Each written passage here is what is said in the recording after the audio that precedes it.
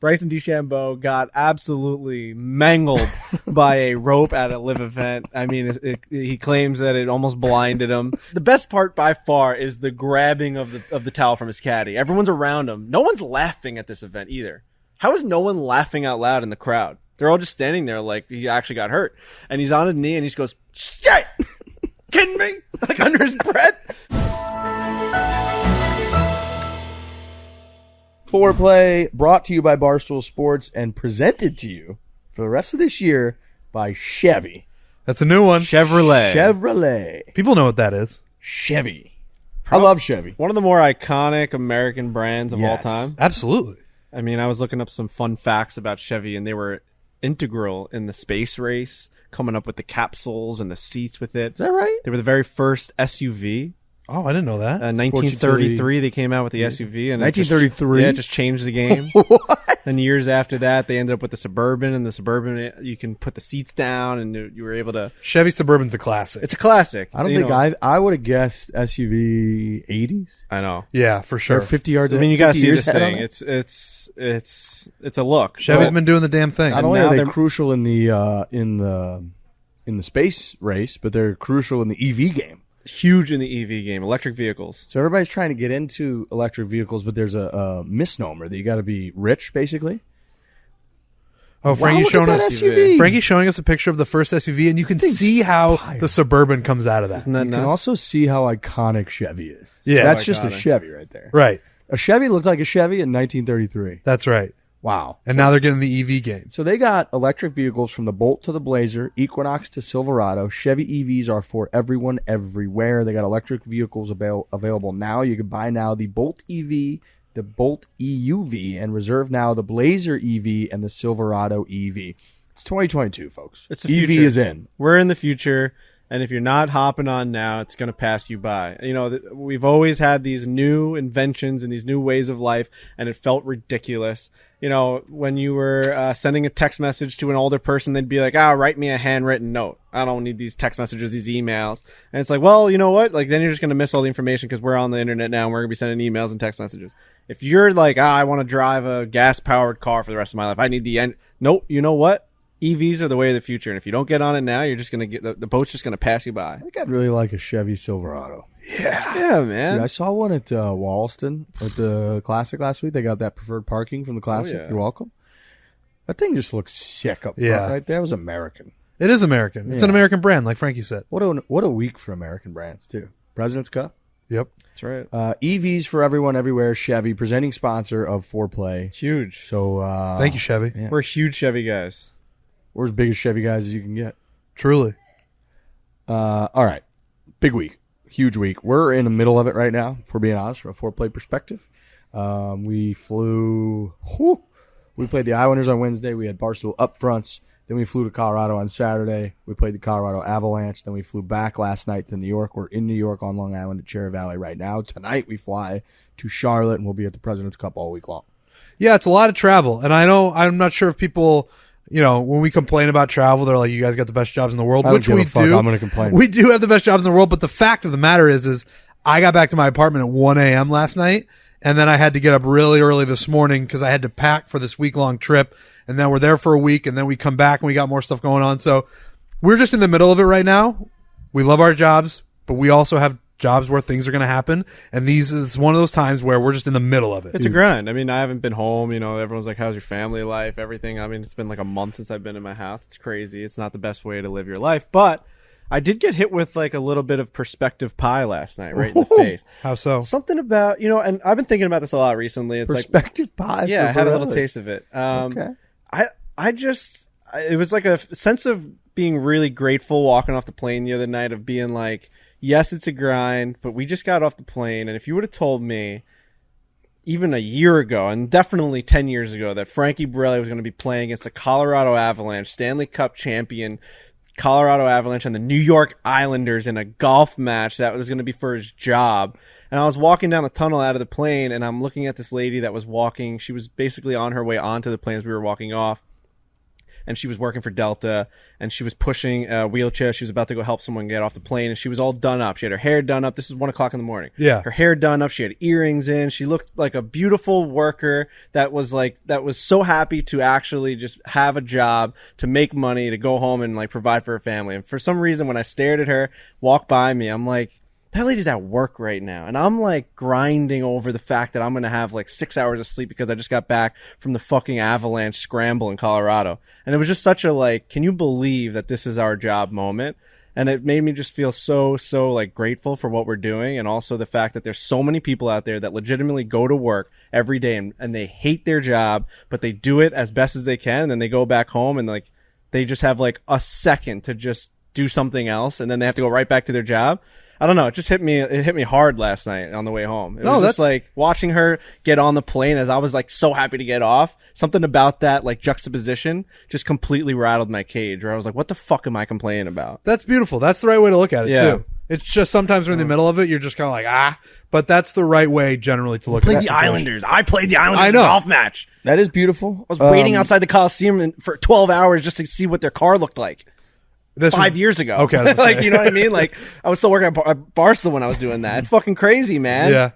No, that's the right perspective. That is beautiful. I will say JT Comfrey yesterday was asking afterwards, we were kind of hanging. He's like, what's the best part of all this? And I was like, this. Yeah. During the match with the Avalanche, where I was like, dude, we're playing a golf match against guys that I grew up my whole life. Like when the Avalanche would come to town or whoever, the even back then it was like the Minnesota North Stars and Mike Modano. And I'd come down and I'd get there, make my dad get there 2 hours early just to watch them skate in warm-ups and be like, wow, look at them. And now here we are playing a match against these guys.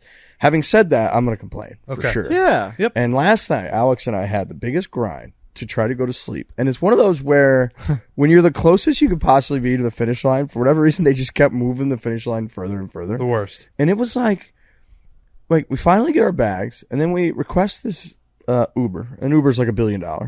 And then the Uber stayed 5 minutes away for, I don't know, 25 minutes. Yeah.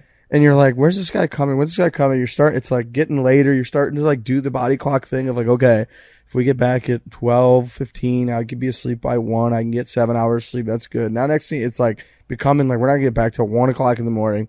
Guy finally picks us up. And he's super nice. He's trying to help with the bags. We got 1 billion bags. He's got like a little tiny car. Doesn't have a Chevy Silverado. He should have. And we're doing the thing where we put everything in the trunk and then he's like, we're not gonna have room, so we're gonna put my clothes bag in the shotgun. Well, he puts it in the shotgun, but then it's going to beep the whole fucking ride because it's so heavy that it thinks it's a human being. You got to throw a seatbelt on it. So in real time, he's great. He puts a seatbelt on, but the bag is so big and the seat's so far forward that he can't get it to click. So we're sitting here, we're just waiting for this guy forever. We're sweating our dick off. And this guy's trying to get the seatbelt to click. He's like reaching across and he just can't get it forever. And so finally he goes around, he sits in his actual seat. And he's like, he's so close. I mean, this thing is. I can picture it. And we're like, no, you're going to have to move the seat back because the seatbelt comes from behind the seat. Right. You got to give yourself more length. And he's like, I can't reach. So he's like trying to reach and get the thing to move the seat back, but he can't reach it. So then he's like, the only person I can reach it, it's got to be one of you. So then like, eventually, so then I'm like, all right. So then get out of the car, finally, push the thing back. He snaps the thing in, and he's finally like, okay. You guys haven't left the parking lot yet? Haven't left yet. We're like sitting there grinding over these. 100 degrees. So then he's got the windows down and like music, whatever. Alex is sweating his tits We're off both in his shirt. Look at this shirt. Can we turn the camera on Alex real quick? I got a photo of it. Can you just turn maybe like the GoPro on Alex? If you're watching on YouTube, look at the shirt that our guy Alex is wearing. First of all, it's Nike. We're Peter Millar podcast.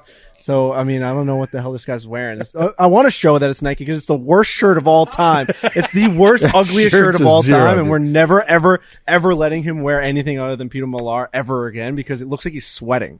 That shirt's a 0 with a random stripe too. All right. So you got it clicked. Okay. The closer in the front seat. So we get it clicked. The closer in the front seat, which is a heads up move by the guy. He was great. He was helping with the bags. It was one of those we just couldn't get across. Any other time, he just snaps the seatbelt 5 minutes. Like this moment, we just can't get out of this parking lot. Everybody's honking. I hate being in New York as it is. So they're honking in this garage. Everyone makes me think that there's a fucking attack going on. Right. So we finally get back, and then we get to the check-in. And of course, the credit card machine is broken. So she has to take the credit card and write down every piece of the credit card onto a Wait, so this is at the hotel? hotel. Oh Okay. God. So she has to write every piece of the credit card down on the whole thing and goes through that. You're standing there sweating, and it's fucking 1 a.m. Everybody's a zombie at this point.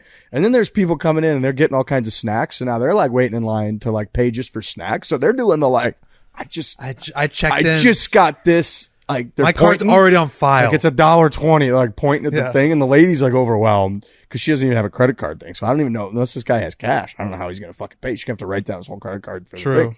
So all this is happening. I'm just like, can you just give me a room, like just any room key to any room that doesn't have a human in it? Right. And like we'll just deal with this in the morning. I don't even really care. So finally, because you're gonna be. I mean, you left that hotel this morning, right? Oh yeah, and you're never going back. It's over. You were there for 9 hours. So then I finally I'm on floor 3. And I'm in room 387, and it's a massive like hallway goes all the way around the hotel deal. You know? I'm always the last. Dude, I get off. Dude, me too. I'm always the last hotel room, and we are always the last gate at the airport. The first thing I see is I see like there's 2 different ways you can go, and on the right it just says room 358 to 387 to the right, and the first room I see is 358. And I'm like, the worst. Keep in mind, I've got 5 weeks worth of stuff with me. Yeah. Right. So I'm like, literally just walking down this hallway, like, fuck, god damn it, it was awful, dude. Yeah. It took us so long. Those are moments where I just want to lay down. Like, dude, I'll like if I were in that check-in line, I would have I want to lay down on the floor and let everyone else deal with it. Because it's just like I don't want to have to deal with the adult stuff anymore. It's a grind right now. It It's is an absolute fucking. I like that we got both. both sides of it though. We got Riggs and Alex grinding to get back to their hotel to get like 5 hours of sleep to then show up at the Barstool Classic. But then we also have Frankie Borelli beautifully putting how we should be grateful and we should have good perspective about our lives. I think it's good that we got both. That is nice. It's nice. I almost cried on the way home. Yeah. Because of I that? was tearing up. Oh yeah, because of the. Well, I was like, I FaceTime my dad when I'm out there, and he's like in front of an oven at a carnival, slinging pizzas at 63 years old. And I'm like, can you imagine if that guy was able to do the stuff that I got to do my whole life? I'm only 29. It's like, it's crazy. We're so fucking lucky. Brag. He's slinging pizzas at a carnival. He's 63. I do sometimes slinging pizzas outside in 150 degree weather. I do sometimes sit and think about. You're 29. You're in your 30s. I'm in my 30s. Like we've done a lot. Mid-30s. We've done Mid-30s. so much, man. Like, and I talked to all my buddies about this. Like, they're like, "Where are you going this week?" And I'm traveling all over the world. They're like, "Dude, when I go on vacation, it's like the biggest moment of my year. I like book my flights, whether it's a bachelor party, whatever." This is what all my friends are saying. Like, you get to go see everything. Like me and you often say sometimes it's a blur. We don't even get to really soak it all in because we're traveling so much, we're doing so much that you don't really get to like take in where you're going, where you're staying. Like last night, like if that was your first time in New York City, it would have been the worst experience of all time. True. You like barely got to your hotel. You're barely getting in at 1 o'clock in the morning. You're in an Uber on your way out at 7 o'clock in the morning the next day. That's a lot of what we do. Is like we just get in, we get out. But yeah, we have made an effort to when we go to these different places, try to get out and see different things because. We try to remember that, like, we're very lucky, and like these are places that we may never be again. So, like, let's go check everything out. That's a good initiative this year by us. We've done a better job of that. Get in the culture a little bit. Yeah. But then we have a trip like the Colorado one where we were there for 19 hours. You couldn't enjoy any of And it. 8 of them are on a golf course, and 7 of them are in a hotel. So it's like, what else? I did get dinner Saturday with my mom. That's very nice. See, that's great. And I have to say, moms are the best. And I when I got there, because in the middle of this trip, I was like, Mom, before we go to dinner, I got to do laundry. She's like, awesome. Had it all. I literally go down there and she's like, I already got the detergent in. All you have to do is press power. The best. Like, amazing. So I do that. I switch it. And then after dinner, I come back and I needed to fold all my clothes. And I'm like, I'm just going to do it in the morning. And I had to go catch a flight to Colorado. Or I had to go literally to the tea time. Right. Yesterday against the Avs. Wake up, getting all my stuff together. I got like 15 extra minutes baked in to try to fold everything. Mom already folded every single piece of my clothing was folded, and I was like, Mom, you're just the best. And then she was at the match. And then she came to the match. She was our fan at the match. She was the only foreplay fan. A lot of fans. She was the only fan of us. Only foreplay fan out there. She was pumped. She was pumped at how well Frankie was playing, hitting the ball great. But moms are just the best. So shout out to my mom. I love you. But yeah, it's like you got to get through it. Sometimes that was a get through it trip. Yeah. And you, Riggs, you said that's one we're not even going to remember. We'll never. Well, like, that's right. We did play the Avalanche. We were in Colorado for 18 hours. We were in Colorado. That's like true. That was a Truman Show, I thought. Somebody put up like a green screen around us and they just said we were in Colorado. because we were at not the in most Colorado. preposterous golf course of all time. No way. Sanctuary, which is just you can't play. It's invite only. The whole story behind this golf course is ridiculous. This guy basically was having troubles with this country club. He's the founder of Remax. Was having trouble with this country club, and then he just built his own because he wanted it to be exactly the way he wants it. There's only 2 members. I think it's him and his wife, and everything is invite only. And we got to play this place. It is fucking ridiculous. Sanctuary's outrageous. Yeah. So when we're out there on those tee boxes, you're looking around, being like, "I was in New York 12 hours ago. What are you talking about?" Right, 24 hours ago we were on that golf course. Yeah. I got to see my sister a little bit too in Colorado, nice. so shout out to my sister. I know she listens to every show. So it's just nice seeing family, mixing in some family. But you're right, we've done a much better job of that initiative this year, of like trying to enjoy it. Because I do think when you're traveling as much as we are, there is such a desire to just, as soon as whatever commitment we have is done, to just go back to the hotel and go to sleep, or at least just lay down, which we do a good amount of. But I think that it actually makes the trip better if we do squeeze in like, no, let's go down there and get dinner. We don't have to go hard. We don't have to like be doing shots. Let's go down, get dinner, and like, or see this or see that. That makes the trip, you're like, you know what? That wasn't just a work trip. That was kind of fun. Dude, I'm a hotel guy, and Frankie drags me out of my hotel all the time, which I'm grateful for. I hate him in the moment. I'm like, this is awful. Like, I want to order a chocolate fudge sundae from room service, take off all my clothes and Spank yourself around, lay in bed, put the sundae on my chest and just eat it and just eat it that way. But then, yeah, some of the best experiences I've had is when we're out, Frankie drags me out somewhere and we have a good time. So we got to do that more. You got to do it just like, the people that are putting in the grind, they're working the 9 to 5s. They have such a better perspective on how to enjoy the moments that they get off of work. Everything for us feels like it's all fun. So we're just kind of going through it, but I'm trying to get myself into that mode of being like, all right, we're in an amazing place right now. If I had booked this vacation a year ago, I would take every minute of this in and soak it in and act like it's the greatest thing of all time. I'm going to start doing that on every single trip. I love it. Yeah. I agree. Exclusive ticketing partner of Barstool Sports is Gametime. We love Gametime. Gametime's I don't know if it gets any better than going to live events. We're going to be at the President's Cup all week. You want to be there, tickets, the whole deal. Gametime's the way to do it. And we're talking about scrambles too. We got NHL coming back. We got NFLs all over the place. There's just events going on all over the place. I am very excited to go to hockey games this season. I'm not like the biggest hockey fan in the world, but now knowing these guys, when you and I have talked a little bit about it, Frankie, when the Avalanche come to UBS and play the Islanders, I'm getting on Gametime, and I'm going to go to that game. He played golf with 8 of the guys on the ice, and they're all like massively important players really funny to think about on the ice. Like you've got Devon Taves, and you've got Kale McCarr going against Brock Nelson and Matt Barzell. We were out there for 16 hours with these guys, so it's a lot of fun. Gametime is the greatest last-minute ticketing app. I'm telling you right now, I went to Yankees-Mets at Citi Field, then went to Yankees-Mets at Yankee Stadium this year. Both times, it was a game-time decision. It was like the last second. We're sitting around being like, the Yankees are in New York against the Mets tonight. It's freaking Max Scherzer versus Frankie Montes. I always fucking mess up that name. But it's because he's the guy that someone said Frankie, and I turned around and I said, yo, what's up? Yeah, we're talking to Frankie. I'm talking about the professional athlete on the mound. And honestly, it was the best. I looked at other competition when it came to last minute deals, and they were the lowest price and the best available tickets. And that's not even a joke. That's not even an ad read. I actually did it. Download the Gametime app. Go to the account tab to create a login. Redeem code FORE. That's FORE for $20 off your first purchase. Terms apply. Download Gametime. Last minute tickets. Lowest price guaranteed.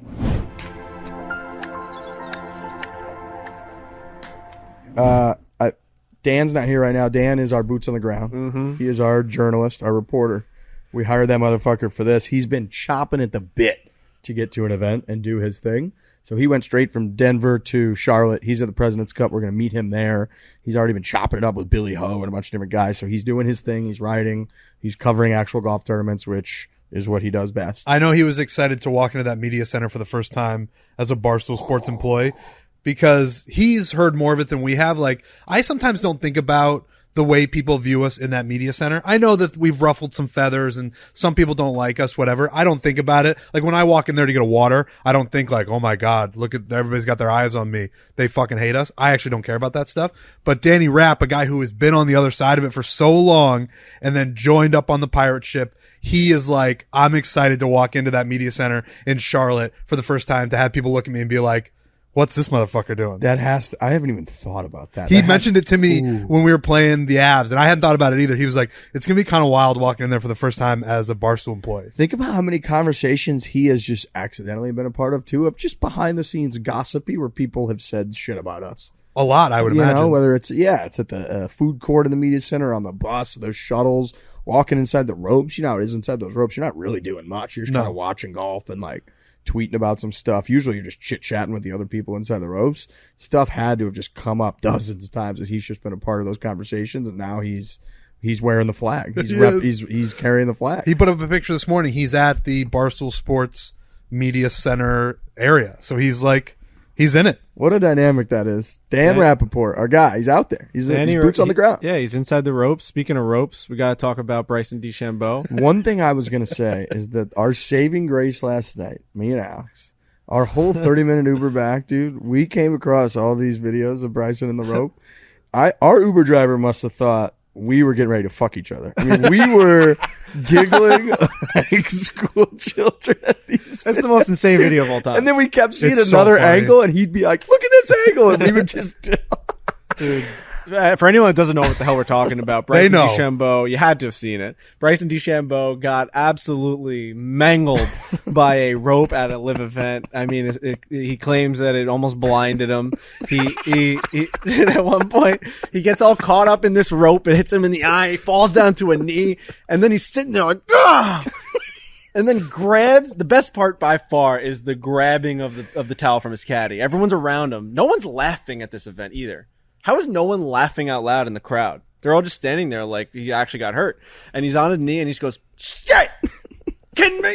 Like under his breath. What the fuck is wrong with this guy? Is he the softest guy on the planet? That really is. That he walked into the rope. He was blaming. He's like, "How do you have this thing here?" Right. He said when he initially gets hit, he says, "What the fuck, guys?" What the fuck, Bryson, dude? That is a man who is instantly realizes that he's about to be made fun of forever. And tries his hardest to gain sympathy and appear like it was not his fault that he just ran into a rope. And like, if anybody else runs into that rope, you just brush it off. It's like funny, yeah. The kid's walking into that rope. It's so funny, but instead Bryson falls down to a knee, screams, says, "I can't even see right now." Oh my God, I can't even see right now. That really is the difference between a guy like Bryson and I guess everybody else on the planet. Dude, because if anybody else sits out there just like, "Oh man, whoa," and they keep walking, he is on a knee. His processing just like completely combusted. And that was the other is once the rope got him, dude, it was almost like the Zapruder film when JFK gets shot in the face. I mean, his head goes flying back, his hat comes off, and it was like he did not. Like, you didn't get a sniper rifle to the eyeball. You got a rope grazed his face. It's a rope. Actually can't even. I can't even see where he's coming from. That's how bad. I can't even see how that rope could have hurt. And as somebody else tweeted, I forget. I think it might have been our guy DeChair being like, "It's just, we all argue on the behalf of golfers all the time, being like, no. It's like it's a mental game, and it takes real resilience to be a professional golfer." And then a guy gets hit in the face with a rope and drops to a knee, and everybody's like, "That's what golfers are." When he dropped to a knee, I thought it was a fake video. I was like, this has to be a staging or some sort of dramatic play from Live Golf. I couldn't believe he went, and he stayed down on a knee. And then people had to come to his aid. They did. They came to his aid.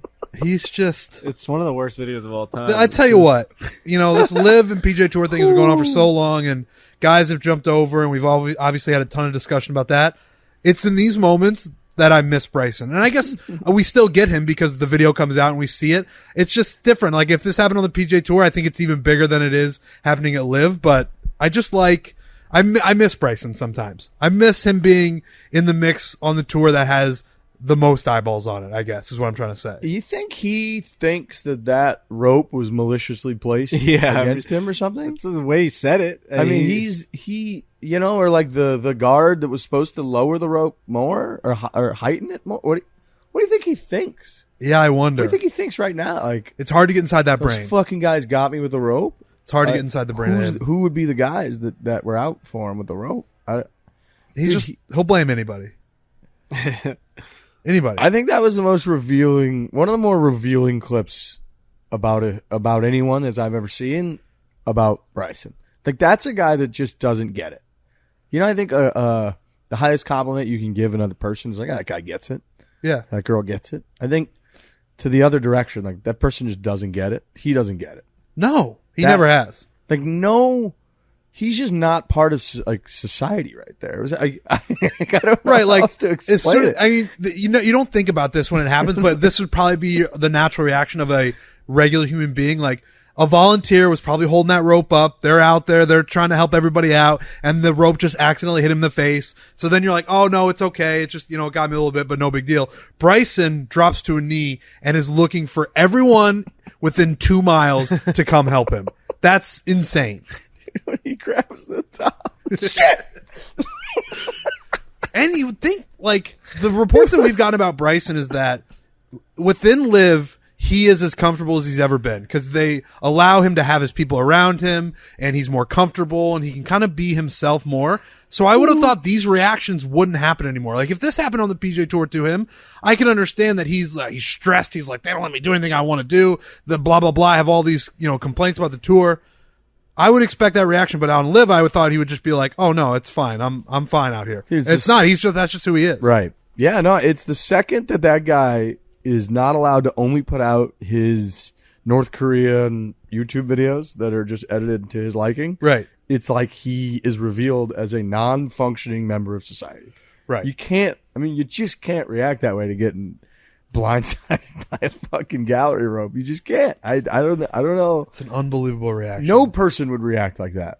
No. None. Not one that I know. No. Brian Baumgartner's on this podcast, by the way. Oh, yeah. Wow. I don't even know if we've said that. We've been really rambling, which is great, which is understandable. But the whole second half of the show is going to be our guy, Brian Baumgartner, who's got his new chili book coming out. And I think at the time that this podcast is now out, he's at a chili contest in Myrtle Beach. In Myrtle Beach. He was in Scranton, Pennsylvania, obviously the whole office bit that he was doing there.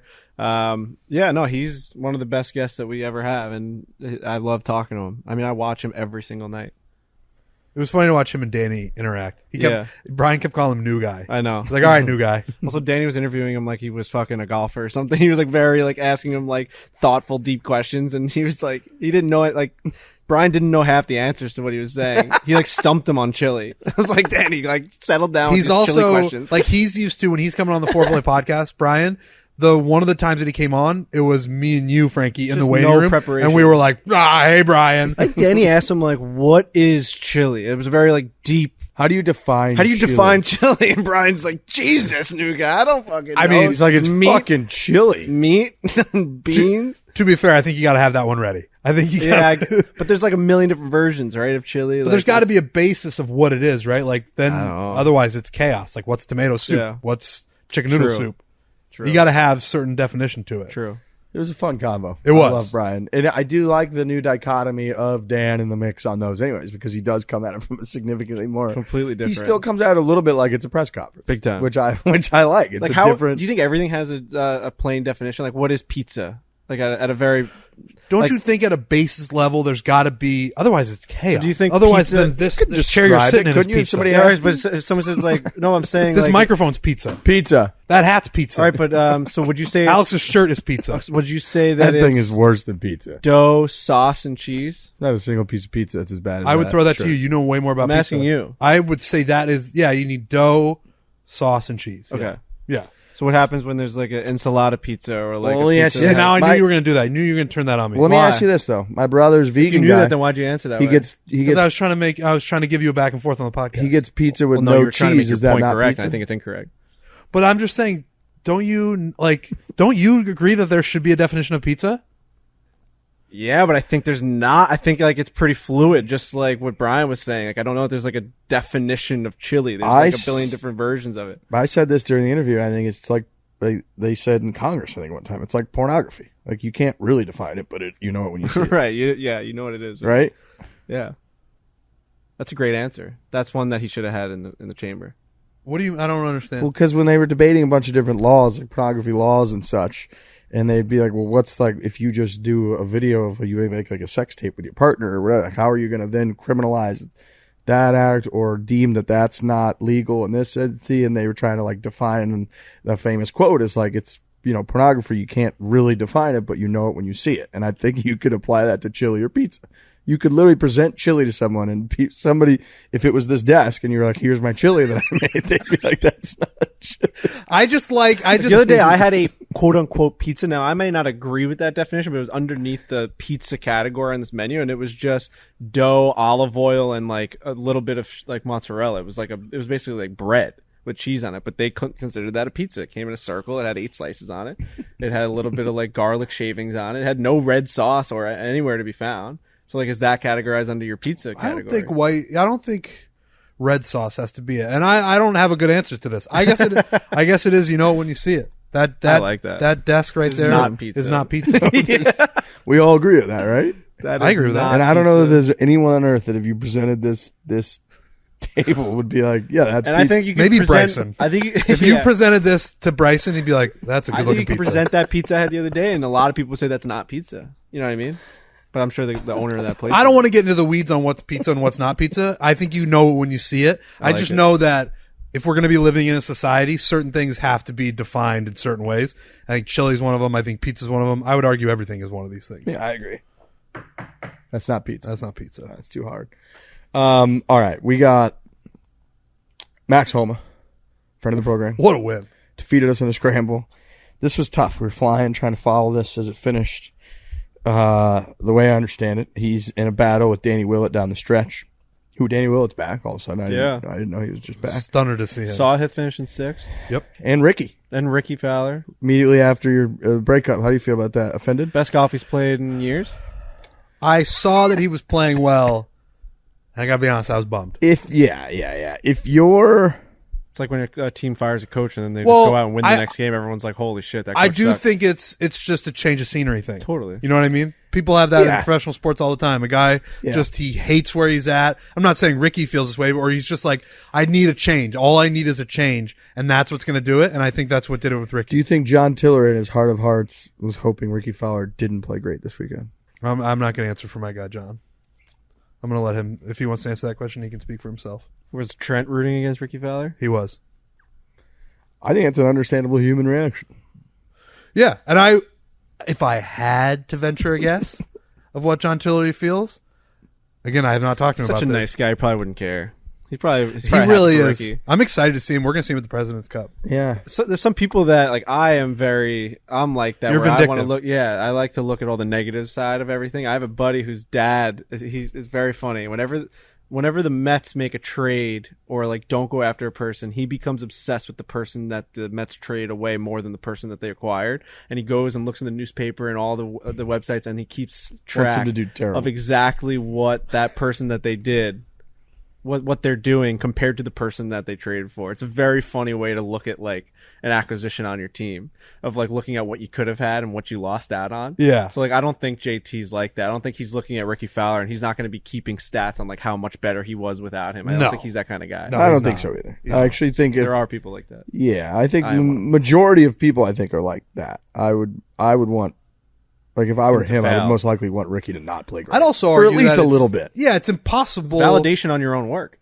It's impossible not to feel that a little bit, I would imagine. Right, because he's saying that if Ricky is now better without me, then I am not as good of a coach for him. It's literally like black and white. I mean, maybe they just weren't a fit. Plain and simple. He's and it's not like Ricky was Tillery's only guy, so it's like, man. Right. It's like Kisner's successful, Sepstraka's successful, all these guys are successful. I would say that it takes a pretty particular type of human to not be rooting against Ricky, and I think Tillery might be that kind of person. Yeah. He might be one golf of them. is weird with coaches. I mean, these guys are always on every range. They're talking to a million different pros. It's not like you have one guy. It's not like a baseball team. You have your hitting coach and your manager. It's like Ricky Fowler probably talked to a million people about his swing throughout the whole entire year. It's not just John Tillery that like. That's interesting. I wonder, do baseball players hire like outside people to look at their swing? So here, I was just saying, JT Comfer, who we played with yesterday in Colorado Avalanche this guy's guys. Just trimming hedges, by the way, right outside the window. You can probably hear that. That's a golf sound. It's a little bit of a golf sound, though. Whether it's a new set of clubs, sweatshirt from the pro shop, or even a drink at the turn, whatever you're buying, if you're using a card for any purchase, big or small, you need Curve. Here's what Curve does. Boys and girls, ladies and gentlemen out there listening, our fans all around the world, Curve combines your entire wallet into a single card and app. With Curve, you can upload your cards into the Curve app. Then when you use Curve, you can swipe and indicate what card you want to use. Or you can assign your card for certain purchases with the Smart Rules feature. Maybe you would like a specific card to cover anything over $100. Maybe you would like a different, more rewarding card to pay for groceries. It's easy. You just set those parameters under the Smart Rules feature, and you forget about it, and you're all set. It's a beautiful thing.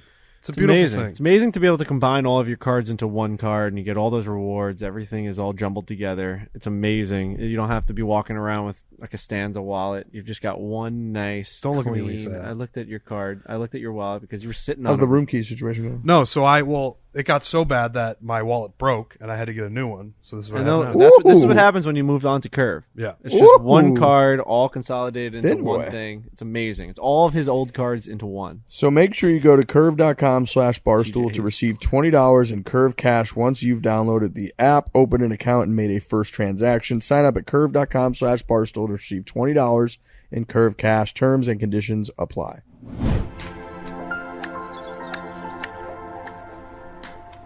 JT Comfort, we played against yesterday, Chicago guy, and my friend Brian Kane does prodigy hockey, and he is basically I would describe it as like a specific analytical hockey skills coach, almost applying like Moneyball to a degree. Yeah. But more on like the skills front, less on like the managing the team front.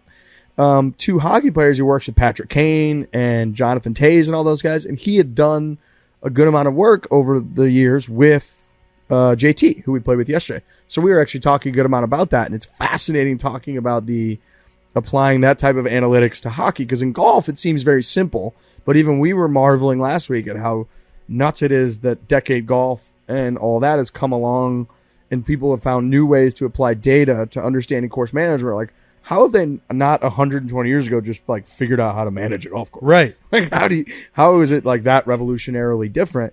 And so we were talking, JT and I, yesterday about that for hockey. And the answer is yes. Guys in hockey now will hire skills coaches that work pretty specifically with them. And then it becomes a little bit different for the team. Like the Blackhawks now, and over the years, I don't know exactly where they're at now, but have done deals as like a team with my guy, Brian, to be the skills coach for the team, because he had gotten so tight with like Kaner and Toews. Feels a little bit like TB12. Yeah, right. Exactly. All these teams have these amazing skill coaches based off of different types of things. I have a buddy, Bernie Caselli, who's the Islanders skills coach, but he's worked on specific things with guys, whether it be the power play or like adding it on the rush. Like that was his specialty. And right. Like, he would work, like you're saying, with guys one-off, like during the offseason, then the Islanders just had him on, and that's like it's amazing how many different coaches you can have for different things. I wonder if like Aaron Judge has like a power guy that just works on like hitting up on the ball and stuff. You know what I mean? Specifically that guy. It's crazy. Like they'll do like a whole fucking summer basically on, you know, he and this again, my boy Brian Kane, and Jeremy Moore, who's another good friend of mine. Very They nice. work this camp together, Prodigy Hockey, and they do a bunch of camps for like kids and stuff, but then they also work with NHL guys. And they'll literally look at the analytics of like, okay, X percentage of goals are scored from the left side of this hash mark versus goals scored, shots from the right part of this hash mark go in, you know, score significantly less percentage. So they'll do an entire summer about like when you cut out of the corner, make sure you cut to the left and make sure you cut hard and early, because that extra couple feet to the left of like this hash mark, if you can shoot, you know, if you get 100 shots of the on net a year or whatever the hell it is, and you can shoot, you know, 40% more of them from over here, you'll score 6 more goals throughout the whole year. And that's because we need to perfect this skill of, instead, you're not being able to accomplish like getting over just a little bit further from the defenseman's stick and being on this side. This is where X percentages of the goals from the offensive zone are scored, and being just over here on this side when your shot comes from, you're this percentage less likely to score. And that over 82 games and over your contract and how many dollars you can demand based on being a certain number of goal scorer a year, this is going to affect you over a 15-year career by X amount of dollars. So it sounds like analytics are making their way into hockey. Big time. I mean, they've done it in baseball, NBA to a degree, and I don't know about football, but it seems like analytics at some point always grab a sport, and then there's going to be a backlash to it where Big it's time. feel. Yeah, and it's these all guys, feel. And these guys are on the forefront of it. So it was fun talking with JT about it yesterday because he's like, yeah, I've done a bunch of stuff with them. And it's amazing like what you find out about your game that you never realized was a weakness.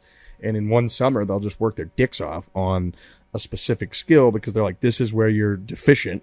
And if you can really capitalize on this, it'll literally lead to X amount more goals. And it pretty much always does. It's amazing. Insane. That's cool. Think about how far they go. Like Brock goes to Dr. Schmo in Minnesota. Yep. He recalibrates his eyes. Yep. And just crazy. like slows the game down because he's recalibrating his brain and he puts him in all these, what is it, like the gyro spinning thing? The gyro stem. Gyro stem, basically you're flipping around and looking at all these targets and you have to point the laser at the targets as you're getting flipped around and like you're at the Six Flags. You're in an astronaut thing where they're spinning you around. You have to land the fucking plane.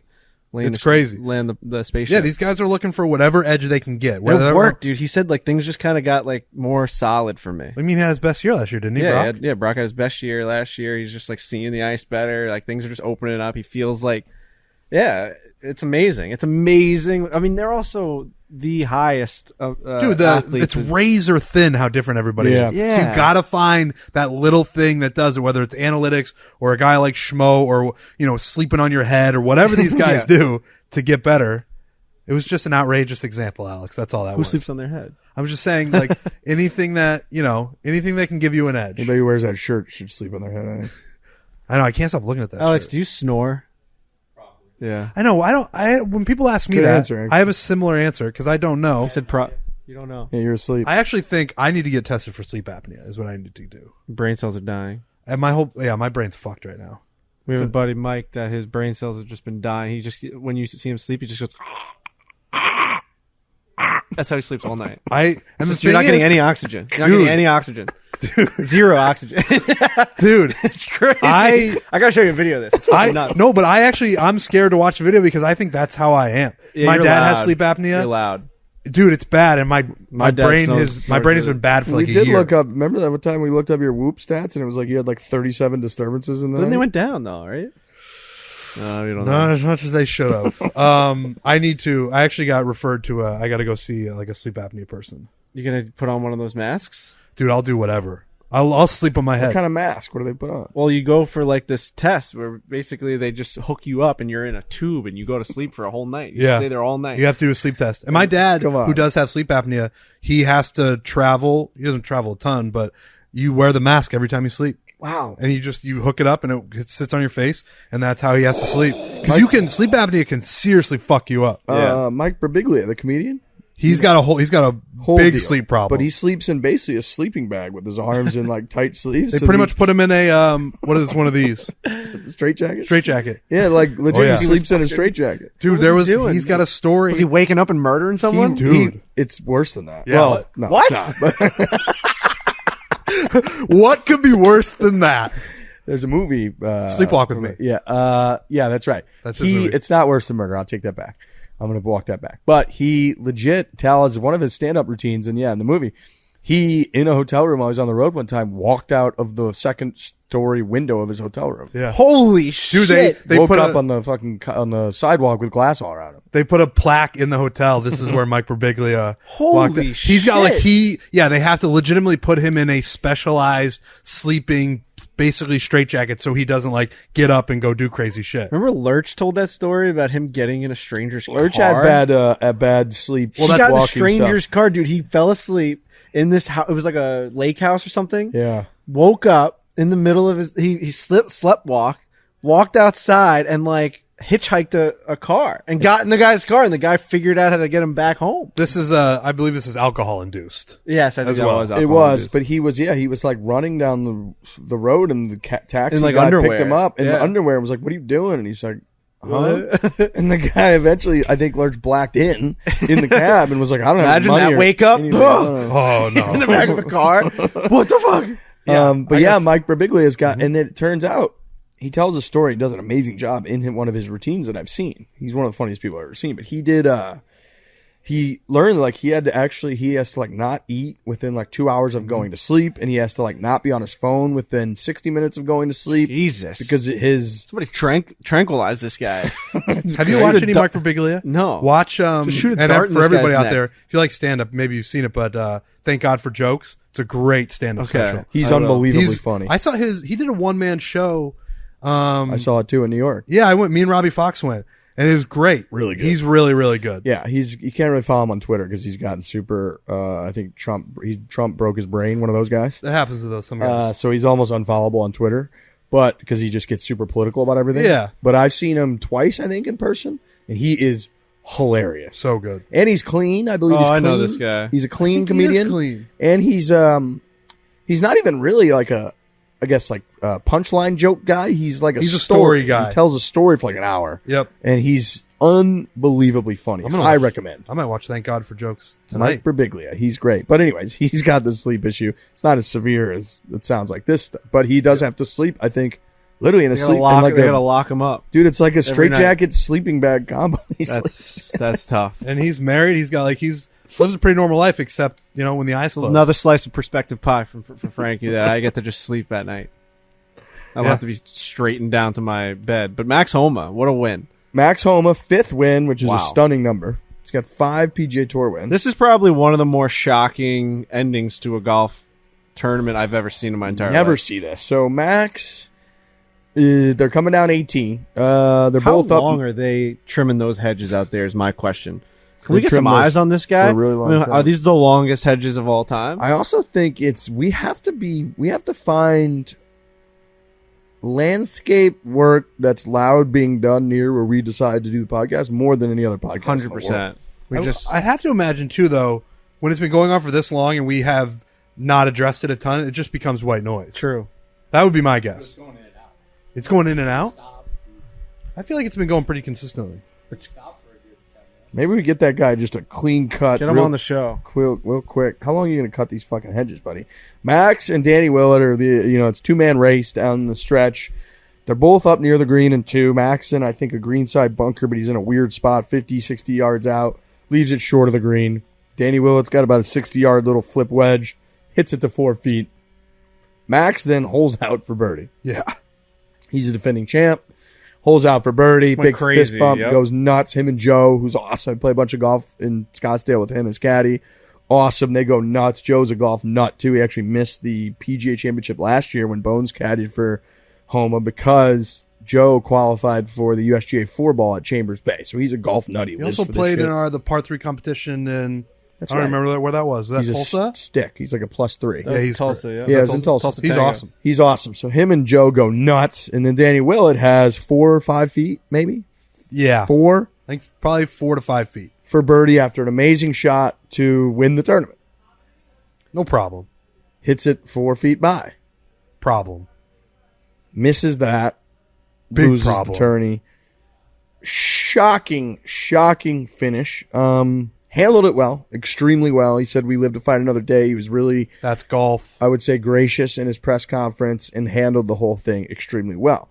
Really awkward to watch. The clip is awkward. Like, even I don't know that Max wants him to miss the putt. Right, because, and you see Max, and he handled it the right way where he's not celebrating. He's not like, yeah, that's my 5th win. This is amazing. He was just like, whew, and shook Danny Willett's hand, and that was kind of it. Which is a weird dynamic in golf because that happens a lot where the person doesn't necessarily hit the shot to win. They're already in the hole, and it's up to the other person to try to like catch them or Right. succeed, right? Like when DJ misses the putt against the 4-footer at Chambers Bay and Spieth ends up winning from a 3-jack. It's awkward.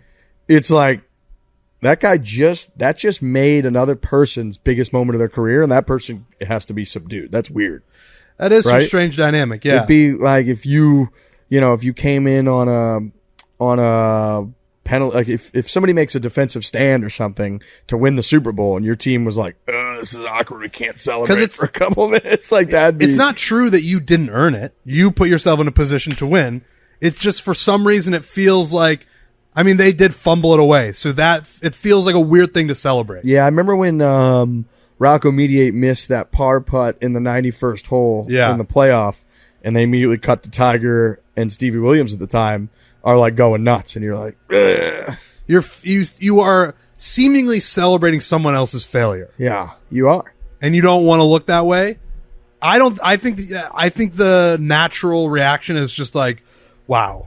Not like, woohoo. Wow. I think you definitely celebrated. He chipped in on the 18th hole, and He celebrated that. I know. He won the tournament. It's not like he fucking got it handed to him. I know you can say that Danny Willett 3-putt and that's a fumble, but I'd be ripping my shirt off and chest bumping my caddy like crazy. I mean, we just won the tournament. No, he is, but you don't think it'd be a little classless if like the second that Danny Willett's putt lipped out, you just heard Max be like, yeah! It's like, that is right. Yeah, I guess so. Like, I don't think that I would say that that's a bad thing had he done that, though. He just won the tournament. no, I agree. Yeah. I don't think it would be either. I agree. Imagine we got mad. Imagine, like, then it's like everything we just said against when we were saying how everyone's just lovey-dovey at Live last week or 2 weeks ago when DJ won that and everyone was fucking high-fiving and hugging on the greens. We were like, we love the PGA Tour because it's cutthroat and it matters and it means something. And now we're like, you probably shouldn't celebrate because you 3-putt and it's all about tucking in your Why are you shirt. starting to talk like a munchkin? I don't know. It's kind of like... You did turn into a munchkin. Because that's just kind of how we talk about like PGA Tour sometimes. It's like, tuck in your shirt and fucking wear a hat. They do that on Live too. Yeah, they can wear shorts though.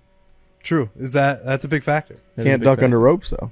Can't go under the Right, ropes. you might get. I'm just saying it goes against everything we said last week about Decapitation. how I like, just know. cutthroat the PGA Tour. I is. just know that like it just feels like my natural reaction would be like, all right, that was pretty fucking crazy. I'm not gonna like, I just don't want my it to balls act on the green. like Max Homa didn't win that tournament. he definitely won it. He chipped in. That was a big moment. No, he did. Yeah, for sure. He did. He threw a massive fist bump when he chipped. Yeah, I would think if you look at like when Kisner missed his putt on the 18th hole against us in the scramble, I don't think we instantly went nuts. I think we were kind of like a little bit subdued, and then you wait after the handshakes, and then you kind of go crazy. Just because it's like... I'm trying to remember. I think I fucking like punched somebody when he did it. I remember being particularly nervous at that juncture because it was our first 4-man scramble, and there's always a weird thing at these 4-man scrambles where clearly it's a weird system because we have 4 guys doing it, they have 1, and this is their job. And this is something they take a lot of pride in, that they've worked very hard. And you don't want to that's actually a really good example. Because you don't want to feel like a dick. Because we got 4 guys hitting shots, you got 1. And this is what they do for a living. I don't know how to explain it, but you just feel like, you almost feel bad because you shouldn't celebrate because we got 4. I don't know. I know what you mean. I agree Then with you. during the match, though, you have no problem doing it. Like when he missed a putt, and then like we would win it, we'd like go crazy when he missed the putt. We'd be like, we're 1 up, boys! Running up to the cart. Something about the finality of it. I guess so. True. Yeah, it is weird. I don't know why it would be different, but it is. It's just on 17, we were going crazy that we were like, you know what I mean? All square, 1 up, whatever it was, right? Just because he misses a putt. But it would be like, imagine if Willett missed a putt on 16 to go 1 stroke down, and Max like, yeah. Well, they don't do that. 'Cause they're on the same level. Yeah, I guess there is something. It's weird. different. I don't know why that is. Yeah, but yet if you Max score, could lose at any moment because Willett's just as good. They're all the same skill. Yeah. right? But it is weird. Like if you score a touchdown to go up in the third quarter, you go nuts. Nuts. I mean, team sports, like if you win on defense, it's just as But impressive that's as true. winning on That's offense. true. Yeah, it's a good point. It's different because you don't really play defense in golf. You're playing the golf course. Yeah. Yeah, it's weird. I don't know. That's like the only version of defense in golf is what Max Homa experienced. He chipped in. He forced Danny Willett to have to 2-putt, and Danny Willett 3-putted, and he lost. So, like, the course, like, basically Max Homa put the course as his defense, where he's like, all right, let's see if this hole holds up. Yeah. And he made it a lot harder when he chipped in. It's so much harder. When he chipped in, obviously the number gets harder to beat, but also like the momentum. It's like Big time. everybody just went nuts. Now you're going to ruin that, Danny Willett. Good luck. He turned that 5-footer into a 10-footer mentally. Yeah. Good for Max. Max Very is the good man. for Max. 5 wins. He arrived, I think, at 2 a.m. and Captain Davis Love III was out there and helped him move his bags into the hotel at the President's Cup. Max was the only player on the U.S. team to play in the Fortnite, aka the Fortnite Championship, and which I imagine is because he won it last year as defending champion, and he wins the fucking tournament. So that's pretty badass. Unbelievable. Truly unbelievable. I saw Rappaport tweeted that like Kiz was like asked for a cart today. I did see that. I saw he said he asked for a cart, and then Zach Johnson, one of the assistant captains, Said Shout no. out to my guy. He said no to him. said no. He's like, you're not wearing the right hat or the right belt, so no. It's my guy. We'll be there tomorrow. I can't wait. I can't wait to see everybody. I pulled up some Barstool Sportsbook odds. Here we go. It's got to be looking tough for the international team. I think they're so bad I couldn't even find actual just like odds to win. I think it's just a foregone conclusion that the USA is going to win. I saw early in the week, was it like minus 700 for... It's got to be worse than that, I would say. But I did pull up a couple fun ones that I thought, because minus 700 is for the birds. Right. Even if that's what it I saw actually someone is. tweet that it was equivalent to like a 20-point favorite in football. Okay. I think that's I think fair. it should be more. It probably should be more. I mean, the international team still has some players. They still got arms and legs. Problem is, you got to be deep. So the most popular ones I saw, correct score is fun to try to guess. That's cool. Okay. So USA winning 17.5 to 12.5, for example, is plus 800. So that'd be a fun one to try to get, because I think you'll be within a point or two coming down the stretch. Like most likely, you have a good chance with like an 8 to 1. Yep. And then I saw a hole in one in the tournament is plus 550. Oh, I'm gonna do that for sure. So that'd be a fun one. I'm gonna do that. And then I saw USA hole in one plus 800. I might sprinkle a little bit on both. I know. I think those are kind of some good ones. I could see a USA ace for sure. Yeah. And I feel like in this, more so than a major championship, they do on a few par threes. They move the tees up so that guys can have a run at it and make birdies and have it be, it's a team event. It's not as cutthroat as a major championship, obviously. And then I was speaking with Westy at Penn National Gaming and Entertainment, who's going to, I think we're going to do a Morikawa or Homa to be the top overall point scorer, exclusive kind of foreplay bet on the Barstool Sportsbook app. I like that so a once lot. we get that puppy live, we'll obviously put it all over social. We're working on grinding out the official odds for that, but keep your eyes peeled for that, because we're going to try to get a special bet with one of our guys going. I like it. But then I saw a top point scorer as another one that's kind of fun to get after. That's not, doesn't suffer you to a minus 700 situation. But on the Barstool Sportsbook right now, Patrick Cantlay is the favorite at plus 550 to be No the top hat Pat? point scorer. Is it gonna be no hat Pat this week? Gotta think he's gonna be, right? You gotta. Or does Unless it just say that for the writer? maybe. Is he engaged now? I saw last week. Oh, really? Or something. He got maybe engaged. Congrats to Patrick Cantlay. Day one winner, USA is minus 250. Say that again. Just to lead after day one, USA. Oh, Plus 250. Minus 250. Oh, that's not a bad one. No, I mean, you're only getting international at plus 335. Like, they're not thinking it's going to be that much of a... Yeah, I might take an international because Right. I mean, fucking plus 3 Just to win at the There's first one day? session. It's just one session. You just got to win. They got to be up 2.5 to 1.5. Right. yeah, They just win a couple matches and you just win. yeah.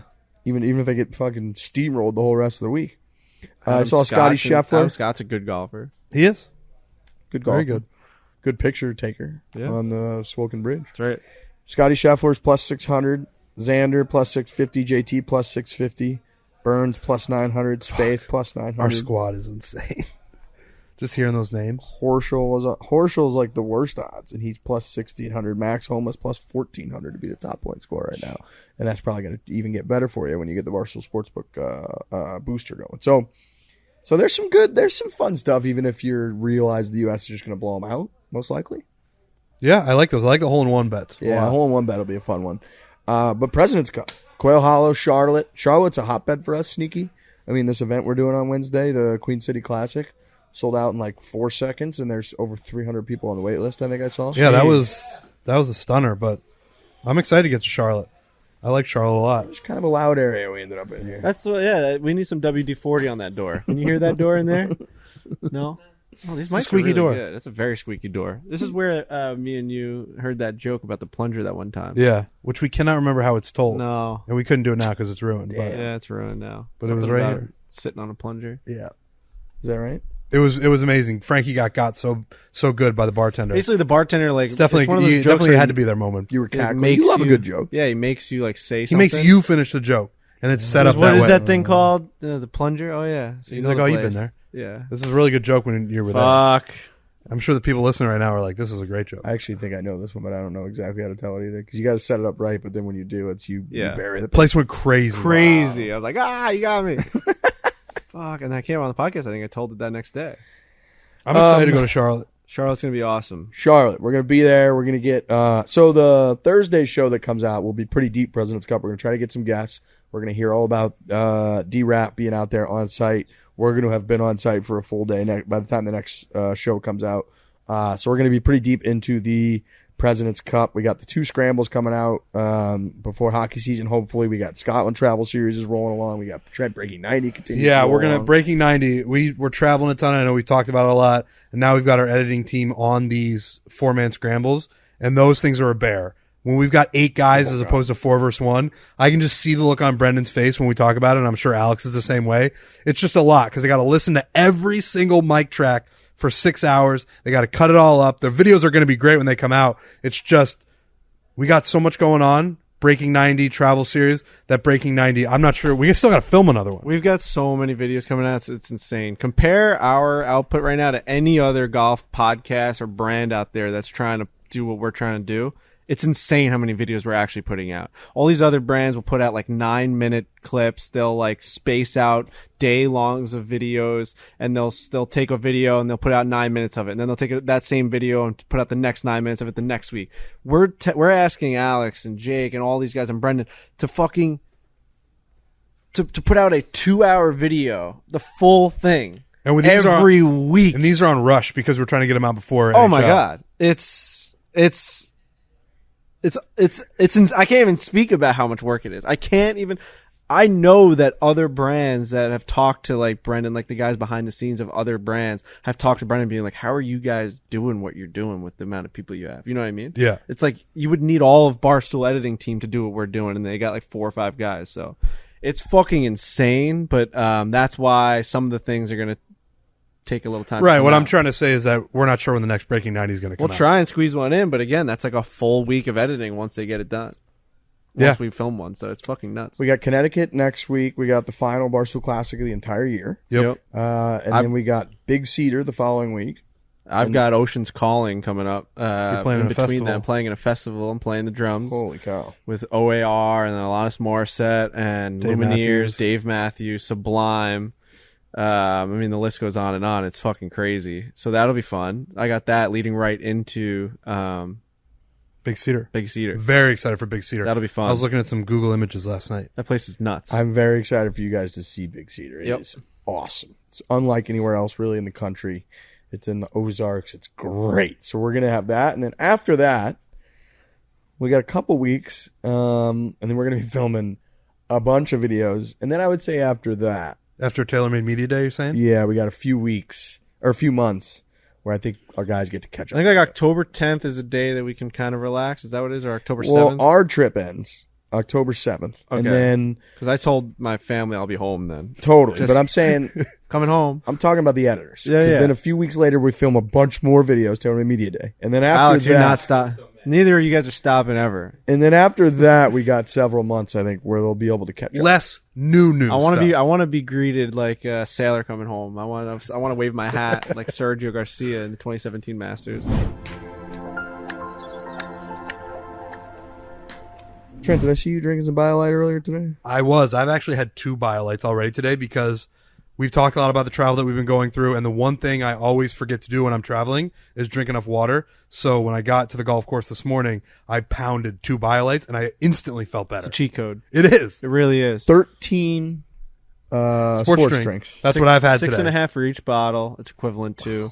That's amazing. It They're- tastes really good. Berry's my favorite flavor. Every flavor is really growing on me. Yeah. I don't know if it's something like you just got like once you drink the first one, you're like, oh, it's pretty interesting. It just makes you obviously hydrated and you just get through it. And then I become like addicted to the taste. There's Yeah. something about every time I'm around a BioLite now, I have to drink one. I had 2 today.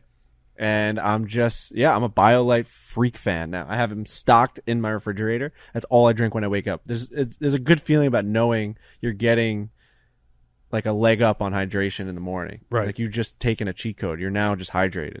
I'm obsessed with BioLite. I'm watching this the Queen stuff over there, Queen Elizabeth. Yeah. Rest in peace. I heard a lot of stuff. I think She was dehydrated? I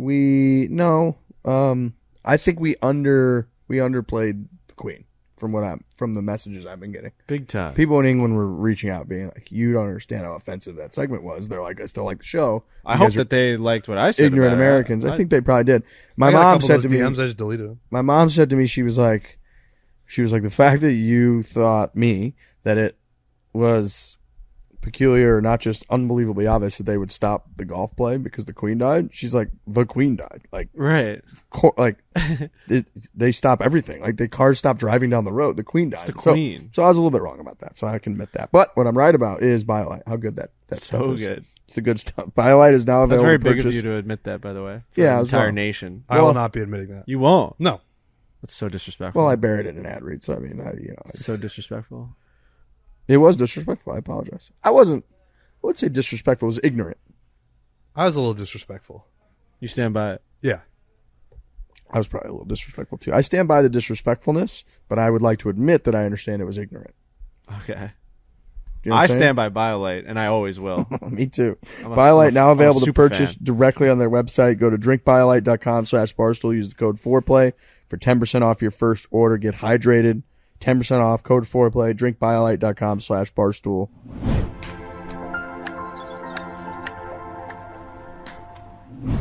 I got something to talk about. Okay. China discovered a new type of moon crystal that might lead to limitless energy. Have you guys seen this? I've seen something about it. I saw a headline. Helium-3 is on the moon. Basically, it's this type of element that they think if they could take back, It's on the moon. work on, it's on the moon. We've known about it, I think, for like 20 years, This but is China finally has had the capability of figuring out how to turn it into limitless energy. What are the chances this actually happens, though? I think it's pretty high, man. Changaset Y, China crystal moon mineral, it has been explained and can be limitless. Nuclear fusion Like fuel. Bradley Cooper? Good movie. It's crazy, Never saw man. It's crazy Never what's saw going it? on out there. Never saw it. It's crazy what's going on out there. It's yeah. It's another one of those things. We talked about this in the car the other day where I just saw that headline go by my timeline and I was like, wow. I just kept moving. How do we not take more, like how is that not more important than it really is?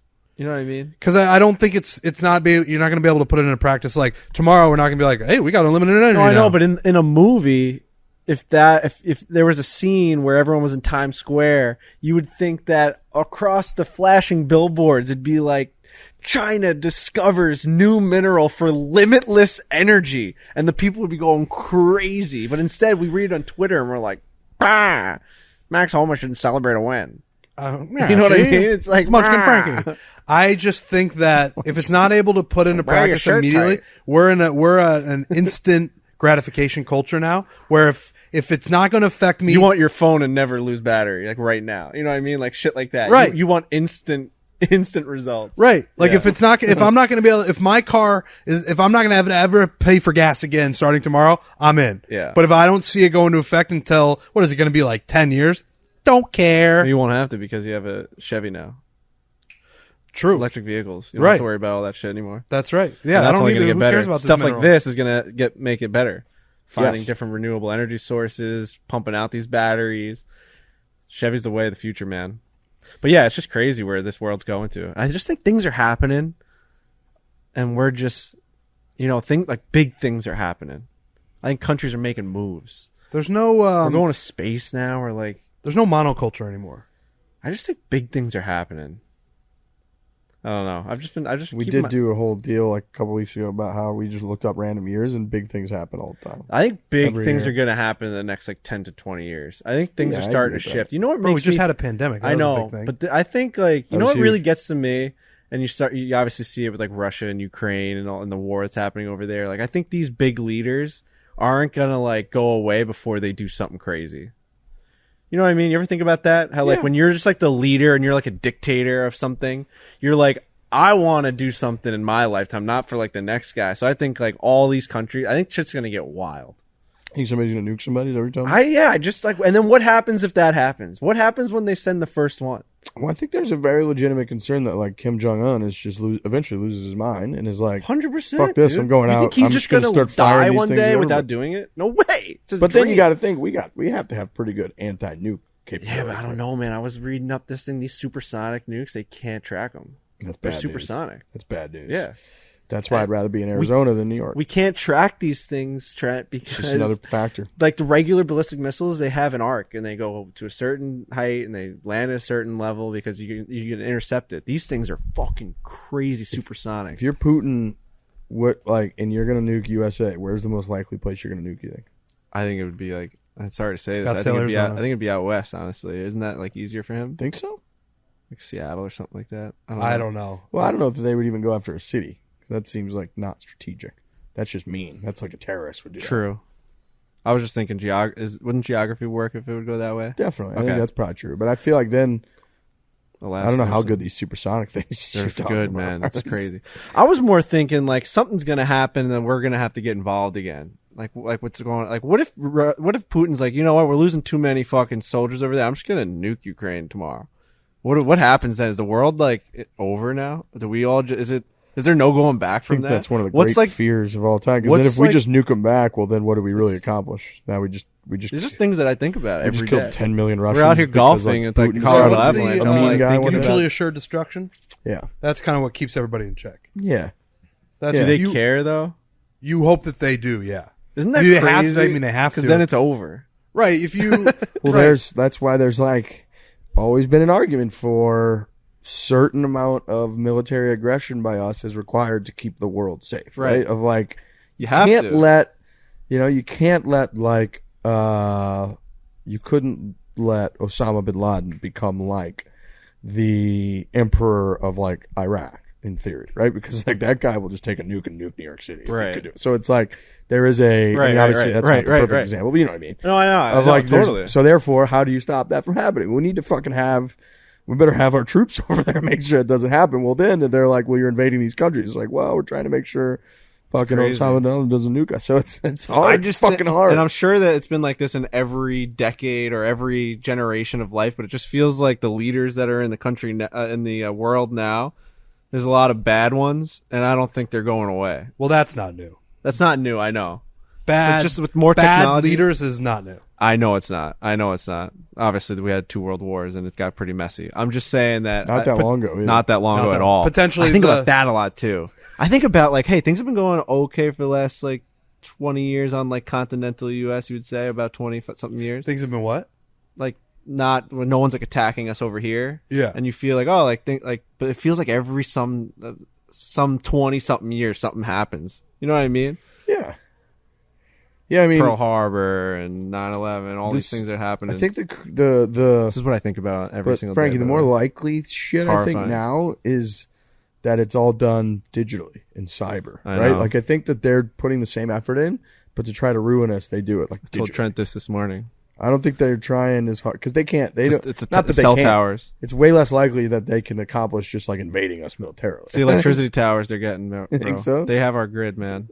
I got you. I know I this. got you. They have our grid, bro. We've been selling out these Putin's fucking. gonna nuke Arizona. You think that? I don't know. I know that Gotta get out of I there. just know we've been selling these processors to these electric towers to the wrong countries, and now they've just got our shit, and they can just turn us off in a heartbeat. Yeah. I don't want to think about it. I just don't know what worrying about it constantly does because I can't change anything. I know. I Look just at what- wonder if people think about it. You know what I mean? And we're on Probably this podcast. not. They're like so many people fucking- listening to us. I wonder how many people sit around and think about it. Like, what's actually going on? in I'd the say world very today? few. I'd say most people are like, I got to pay this bill. I got to get my kids Isn't to the daycare. news like a huge part of people's day to day life? Like, Yeah, a aren't lot they of sitting people- there watching world news all day Yeah, long? but they're so polarized that it's like they're just watching the world news that they want. yeah. Like everybody's just subjected to what they want to be subjected I'm to. more of like a news that breaks my brain kind of guy. Like, I want to talk about this type. Like, this is very generic stuff. Like, is there gonna be a fucking war, and what happens when that happens?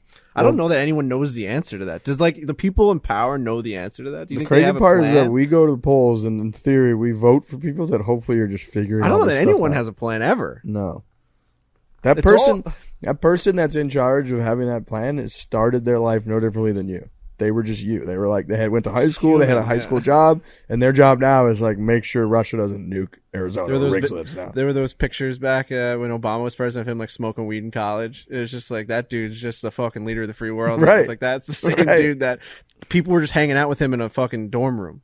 You Oh, know yeah. what I mean? It's just fucking Dude, chilling the- with them, be like, "Yo, like pass The that." energy grid and all that stuff crazy. is very scary. Like Enron just pulled that off, no problem. Enron was literally like squeezing out people in California and just not allowing energy and people to just be devastated by like not having energy so they could just make more money. I had Bro, no. we just- I had It's We crazy. just- I was telling you, and you recommended Roman Empire to me Yep. on Netflix, which is great. It goes gotta through watch that. Roman emperors, like as sort of you have a History Channel aspect of it where experts weigh in, but it's also acted out. And a big part of that was when Cleander, who is Commodus's right-hand man, shuts off the grain supply. Yep. And he shuts it off. And the reasoning isn't a good one. The reasoning is shut it off so people start to starve, and then he can swoop in and be the hero when he opens the grain supply again. Like, and that's happening in different ways now all the time. All the time. People were doing that 2,000 years ago. Fucking guy was doing that. Right. It's like I'm not doing it because I want the country to thrive. I want it so people like me. Dude, I was just watching the new one, Ottoman Empire on Netflix. And it's all about the overtaking of Constantinople and the fall of the Roman Empire in like the 15th century. And this motherfucker eventually at one point, he can't get into this, and obviously it's Istanbul now, but he like can't get into this certain like canal basically that's behind Constantinople with his ships because they have a giant chain that's been there for like 700 years and this whole thing. And he just decides, eventually comes up with this brilliant plan that they just knock down a bunch of trees and over the cover of like cannon fire and all that to mask the noise and all this, they just pick up the ships and just roll them through the hills and around What the hell? this giant chain and just drop them into this canal behind. And then they wake up the next morning and all the Romans are like, oh fuck, We're there's fucked. ships We got over there. flanked. They rolled their ships. They rolled them. It's amazing. And it's like the shit that's like something somebody would do in a video game to like fuck with one of your buddies somehow. And they just, that's like changed world history for 300 years. I will say this. It's actually a good way to like maybe quell your anxiety about the way the world is headed is learn about history and learn that like things they're always this crazy. I know. It's not just right. It feels like it that way because we're in it and we're like, holy fuck, I a think lot of that's things are right. happening. But if you learn about these different eras and these different empires that have gone and come and gone, you learn that things are crazy all the time. Dude, when cities are being attacked back then, I can't help when I'm watching these shows that me and Trent are deep into right now. Oh yeah. Of when they're attacking your city, like if you guys lose, they are just gonna murder you and your wife and all your best friends. Right. That's It's like over. the They just result. wipe you clean. That's literally the result. They're gonna like decapitate and torture you and everyone you've ever Every met. person. Right. When It's there's fucking crazy. The worst That just thing that- happened all the time. the worst thing that can happen to a royal family if you're not the head is a power vacuum. Yeah. Because then if people are trying to grab it and anybody who is even potentially sniffing the line and the top of it, you're gone. Dead. They just So kill the people. world's always been on high alert from the second that people were on here. And High Humans alert. are always humans. until pretty recently, and this shit still just happens. People get assassinated all the time. But until pretty recently, it was like if you really had an issue with someone, you would just kill them. Right. Like in Rome, that was like if there was a chance that you were going to threaten someone else's upward movement in political society, and like they would just kill you. Very After common. watching All the the show, would you? And I asked this question a couple weeks ago: if you would take your life or like a Roman emperor's life. Well, you After got watching this show and I'm sure they show some of like the amazing parts that like. Of the course, Roman Emperor can was able you to can have sex indulge with in. whoever you want. You can Right. you can go wherever you want. You can have whoever you want killed. You can do anything you want. But the stresses of it are insane because it's But paranoia. Was being the top person at that time, even like knowing what you know now of the world and all the things you get to do, was being the top person at that time even worth going back? I in genuinely time? think the stress of it is not worth it. I agree. And the paranoia, Yep. they all end up turning like there's only like 2 really good Roman emperors like ever. How long did they live until if they didn't get killed? Marcus Aurelius was 58, I think, when he died. Julius Caesar was 55, So but those guys were like Julius Caesar was assassinated, Right. Stabbed 23 times. So it's like he was by all accounts, I think. He did have like some. I think he had epilepsy Okay. potentially, but like he was not like dying. Right. Aurelius right. just died of, I think he died of like health stuff. Yeah, a lot of people died too, like the plague Mhm. and all that shit. But yeah, your life expectancy was way less. But the Roman, I mean, basically the leaders back then, it was like if you could somehow survive to be 60 or something, that was a miracle. 'Cause That's people were right. just trying to kill you all Right. the time. I genuinely think the stress and the paranoia is not worth it because you get to a point where you get so cornered, you can't trust literally anybody. And it's awful. And Right. everyone, Roman society too, and they do a pretty good job of conveying this in the series. What's this show called? Roman Empire. On That's it. Netflix. On Netflix. And Great. Roman society was super exaggerated about honor and ambition. That was literally like deeply ingrained into everyone. So every human is like basically is streamlined in that side from the minute that they're a child to try to be as honorable and ambitious and as successful as possible. So like when you're the leader, then your right hand man and your like left hand man and everybody below them has literally been living their whole life to like, how do I get to the top? Right. And then what they learn in all the history lessons that all the people that they like admire like killed people to get to the top. Right. So it's fucking crazy. Tons of murder. It's crazy what it must have been like back then. And it is lonely at the top. Like the person that's at the top has like the worst life in town. Right. Even though they get to do whatever the fuck they want. Right. But nobody's just like coming home from work and having a great night with their family, telling stories and having dinner. That's why I sometimes think an accountant that just fucking goes home and has a decent life and just belongs to a golf course and has a nice family has a much better life than a Roman emperor. And it does make me think. I Just know like- it totally. And it's like they always No keep stress. talking about this power, but like, what is the power? Of what? The power is like, You just I don't have to get what have that is. Sex with everyone? I don't know. I guess that's what Caligula did. He's guess like so. just banging everything that moved. But like, then Is try to that the become like a ultimate famous power? baseball player. Is that ultimate power? I guess. Unlimited sex? You control military. You get to like that's like That's a like- hard. then you do that's like like a the- hard dick move. It is, but then it's like your big gratification of that is you just go like beat up another military. Right. Guess what? We have video games where you can do that all the Yeah. time. So it's like I just don't get what that is. You're like, in order to have a better military, beat somebody else's military. That's like, I guess you're gaining more power. But if that power was already that you had a military, then it's like, what do you?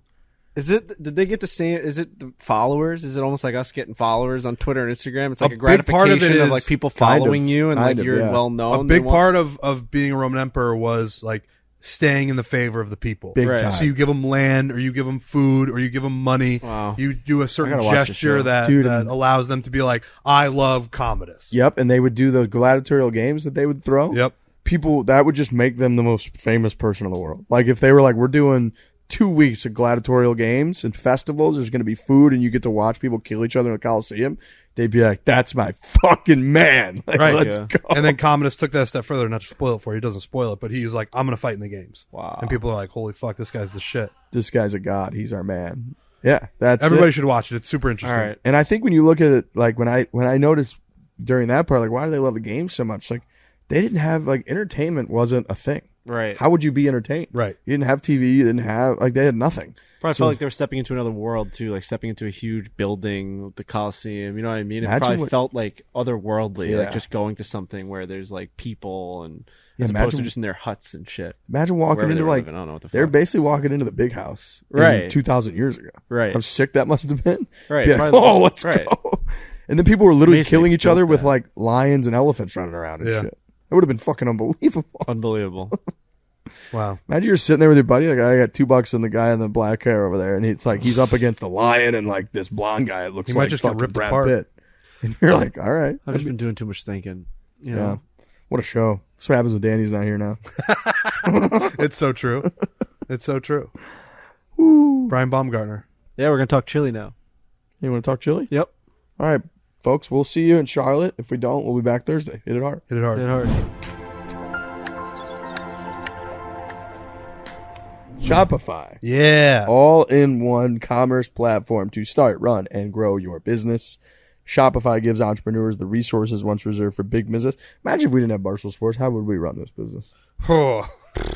It'd be tough. And I give the example, I've given it in the past where when I was running my own thing before I got hired at Barstool, that I was a mess. Like trying to figure out what to do. Like I was just like, I want to be funny on the internet. And I started to try to do that and it worked to a degree. And then it's like, are you going to turn this into a business? And I was like, I don't know because I don't know how to do that. Right. I just want Impossible. to do the content thing. I don't know about the business side. Well, of it. you know what you should have had was Shopify. They're I suite wish. of features.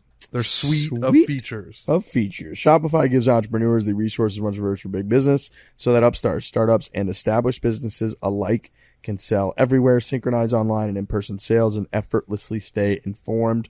Instantly lets you accept all major payment methods. Shopify has thousands of integrations and third-party apps, from on-demand printing to accounting to advanced chatbots and beyond. Go to shopify.com/Fore, all lowercase, for a free 14-day trial and get the full access to Shopify's entire suite of features.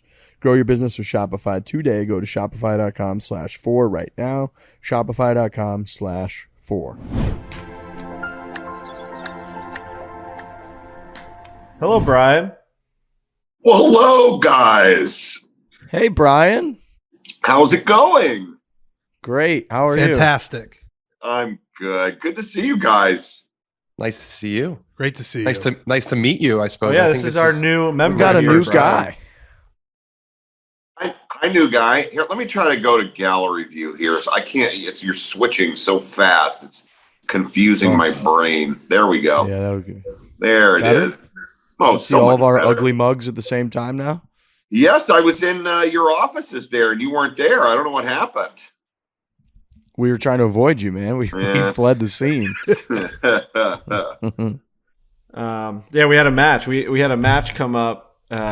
We do this 4-man scramble that, I think a little bit about that we're supposed to be doing. We're supposed to do. Yeah. Who did you play?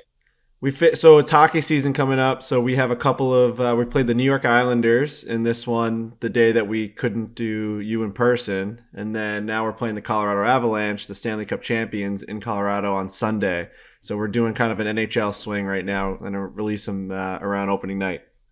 Nice. That's fun. Yeah. Dude, I never knew on Zoom. I just figured out that you can just move people to wherever you want them in gallery mode. I never knew that. Is gallery the mode with the one where all of them are at the top, or where it's like Yeah, I can hold, dude. I could hold like Brian, and I'm just moving him around my screen right now. It's great. Oh, Be you very- can. Yeah, look at that. We've been doing Zoom podcasts for 2 years now, essentially, and I just figured that out. That's pretty cool. Me too. It's great. So Brian, we got to talk about your cookbook. You're just the chili guy. You got the seriously good chili cookbook. I was watching you cut your promos. You're all in the kitchen cutting onions, making your recipes. You got like 100-something recipes. Is that right? 177 recipes. Do you know where I am right now? No, but you got a nice hat No, on. it's What's the hat? nondescript background. that's a Shinnecock rope hat. That's an elite hat. I think I do know where you are right now. I'm in Scranton, Pennsylvania right I saw now. you tweet that. Wow. Yes, right now. I'm at the Rad. We call it the Rad, the Radisson. And I just realized I shouldn't have said that, but this is not live, right? No, not okay, live. Perfect. I'm at the Rad. I'm in room 621. I am not going to reveal that. But yes, I'm here. I'm gonna meet some people today. It's been really, really fun. I'm so proud of how this cookbook came out, and it looks beautiful. The recipes are great. We have so many world champion recipes in this book. There is next weekend, I will be in Myrtle Beach, South Carolina for the World Championship Chili Cook-Off. And it's over 50 years this thing's been going on. And we got a bunch of the winning recipes that are in the book, and got chefs and celebrity chefs and fans submitted some. It's awesome. I know the show was filmed in Los Angeles. How many times have you been to Scranton? Just in general. That's a great question. We were discussing it as I was driving in. There are 7 that I specifically remember things happening. So I'm putting the number around 10. What's the reception you get when you walk around Scranton? Is it just like, hey, we put you guys on the map big time, or what's the reception you get? Oh, it's unbelievable. I mean, the people here are so excited. I did this event at the University of Scranton yesterday, and, someone said to me afterward, the fact that people have heard of Scranton is due to you. I mean, they are not necessarily chose the school because the office was in this city, but the awareness of the city and the town and so forth, was aided over the last, 20 years on the office. So it's very cool. It's very exciting. People are excited, and I try to have a good time with it.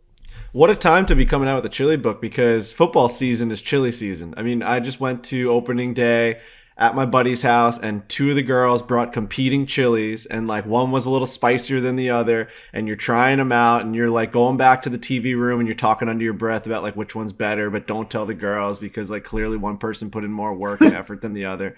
So yeah, I mean, I'm definitely going to need this book because I want to be able to bring my own now. Like I've never been the chili guy. I've always been the receiver of chili. So I'm really excited about this because I know it's something that I never really paid attention to, and now I'm noticing it's like a rivalry. Yeah, well, Frankie, it's not a mistake that we came out at this time of the year. And that's, I mean, for me too, that's when I make it mostly is, football season, having people over. I think it's a communal thing, like a family, friends. Very few people make a pot of chili for themselves, but it's when having friends, gathering together, trying different toppings, experimenting with recipes and stuff. That's really why I like it, is that aspect of it, and how many different things you can do with the same base. Brian, have you made a pot of chili just for yourself before? I don't think I have. Maybe I have, but I don't think I have. I probably have. Unlikely that I have. What was the tasting process? You say you got 177 recipes in this book. Are you trying all 177 of them? I'm sure you are. You're putting them in your book. Yeah, we did have a team, so I did not prepare, and taste all 177. For example, the world champion recipes, they just got a free pass. I mean, that was if you win, because those they've won multiple events just to get to get the overall title. And that's the thing about being there in Myrtle Beach, is every single person who is there has literally won a competition. So you're competing against all these people, but it's weird. It's like, it's very nice and like sharing tips and recipes and idea with each other, even though they're competing, and it's actually for cash. Like, this is not nothing that they're doing this for. It's really cool. It's a really, really fun event, and I'm so glad that I got the support from them to include so many recipes in the book. I'll be honest, I wish it was a cutthroat competition. I wish the chili underworld was like really cutthroat. People are undercutting people. They're poisoning their chilies. Like, that's what I envisioned when you brought that up. And I guess it's nice that it's a friendly competition, but I was hoping for a little bit more. I was thinking like the dodgeball movie of chili. Yeah. 100%. Let me take that back. I'm not sure that it's nice, but on the surface anyway, and for all of the fans and people trying stuff there, it's a really cool experience, because people are not like, I mean, I'm sure there are secrets that they have that they do to the chili, but they're like talking to people and how they sort of developed a certain recipe or got somewhere. But yeah, I don't know. There might be a dark undercurrent. I don't know. I have not been invited into that world yet. Is there like a chili juggernaut that walks into the room and everyone's like, oh, fuck, they're back? Like the White Goodman of chili? Probably. There probably is. What defines chili? Like, what are there parameters? Like, is there cheese in them? Is there onions in it? Or can you only have certain ingredients? I know beans is super controversial, right? Beans are very controversial. There are different types, right? So yes, there are multiple world champions in a year, right? Like, there's Chili Verde, home style. Home style basically is chili that has beans in it. And before I judged the home style category. But to the point there, you've got like what you would think of mostly like traditional red chili with beans and ground beef or whatever. But like my favorite, the one that I judged number one and moved into the finals. And by the way, I also moved in as my second choice, the one that ended up winning, was a smoked chicken, white bean chili. So like the color was white beans. It starts with smoke, and I was like, this is not even what I think chili is. Right. So what's like, what is the common denominator between all of these? I don't know. Like what makes chili chili? I don't know. It just is, man. Okay. I agree with that. New guy. Like porn. Like, you just know it when you see it. You can't define it. No, I think, I'm sure it has. I really don't know.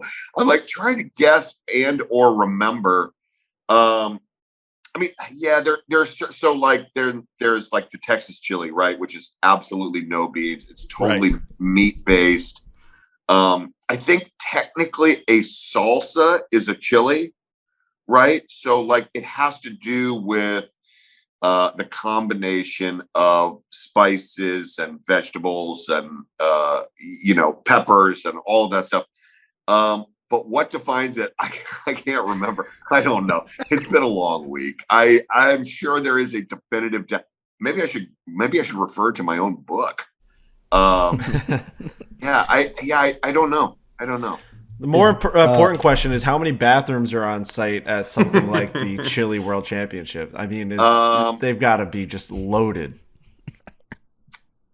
Yeah, Frankie, I didn't spend a lot of time in the bathrooms there. I'm going to be honest. Just saying, you got when they're building out that that has to be priority number one. I mean, you can't have a chili competition and not be prepared for the fucking bathrooms. Well, the spicier, I guess. Listen, this is outdoors. This event. Oh, even better. So, like, I'm trying to think what I would liken it to, just like giant tents around this huge park.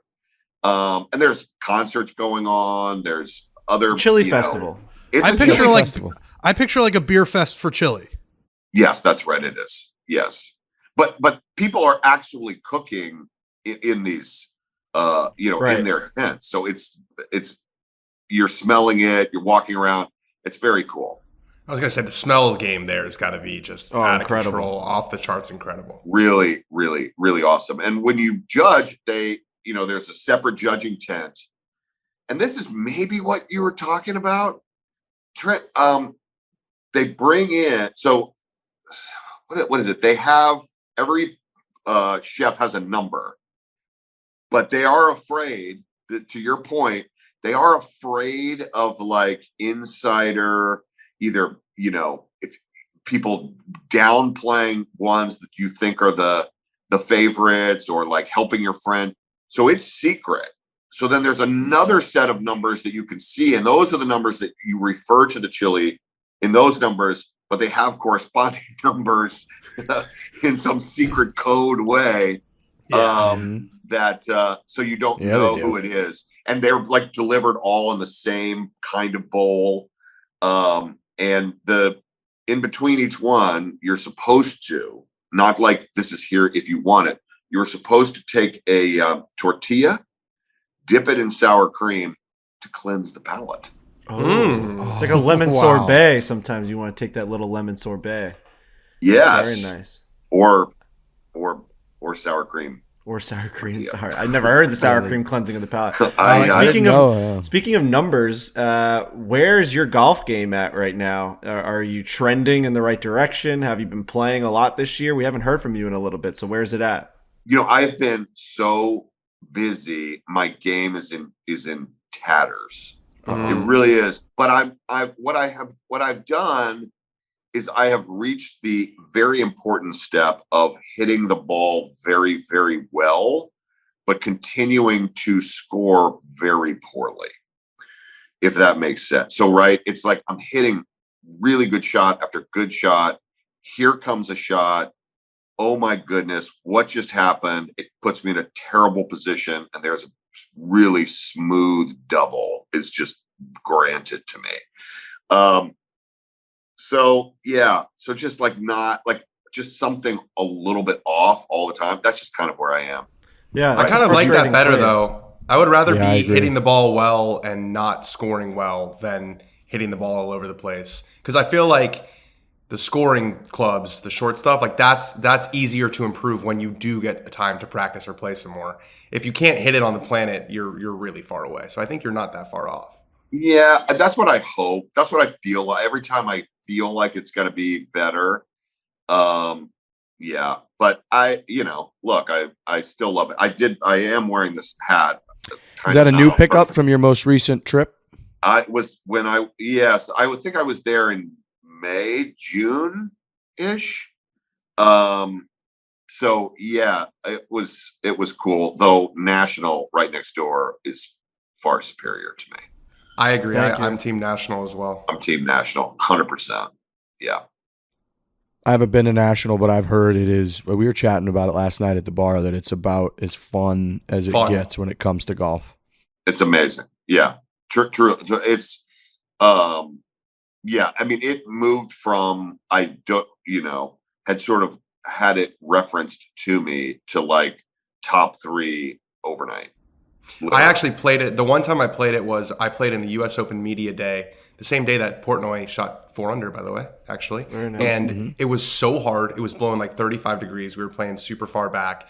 At Shinnecock? It was at Shinnecock. It was incredibly difficult. And then the Portnoy next was morning, 4 under at Shinnecock. well, he Unlimited mulligans. We gotta explain the situation. We gotta explain the situation. So we had a radio show on Sirius XM, and like basically this, it actually started on this podcast where we were saying, how many mulligans would you need to win the U.S. Open? Like, was there a number? Is it 50? Is it 100? So then we kind of discussed that. I got into the car with Dave. Oh, wait, what were you saying? Well, I came to the conclusion that there is a level of golf where I thought, even with unlimited number of mulligans, that there's a certain skill level that there's a cutoff that you couldn't win the U.S. Open no matter how many mulligans you had. And that found its way to Dave. Yeah, so we're on our way to do a pizza review, and I was like kind of talking. I thought it was a fun discussion, and we're sitting in the car, and I kind of under my breath was like, yeah, like we just like I think I could win the U.S. Open with like X amount of mulligans, and he's like, I could do that, no problem, right? Like he just like got very very confident saying I could win the U.S. Open. So then the discussion became like how many mulligans, would there be a time limit? We came across just could he do it with just unlimited? Like could Dave possess the skill to end up making the shot at some point? And he's a terrible golfer. Whether it took He's a lot worse 200 than tries, Riggs. whether it took 500 tries, could he end up hitting that shot? And we did that, Brian. We actually took I think he took over 450 mulligans. I think that was the number.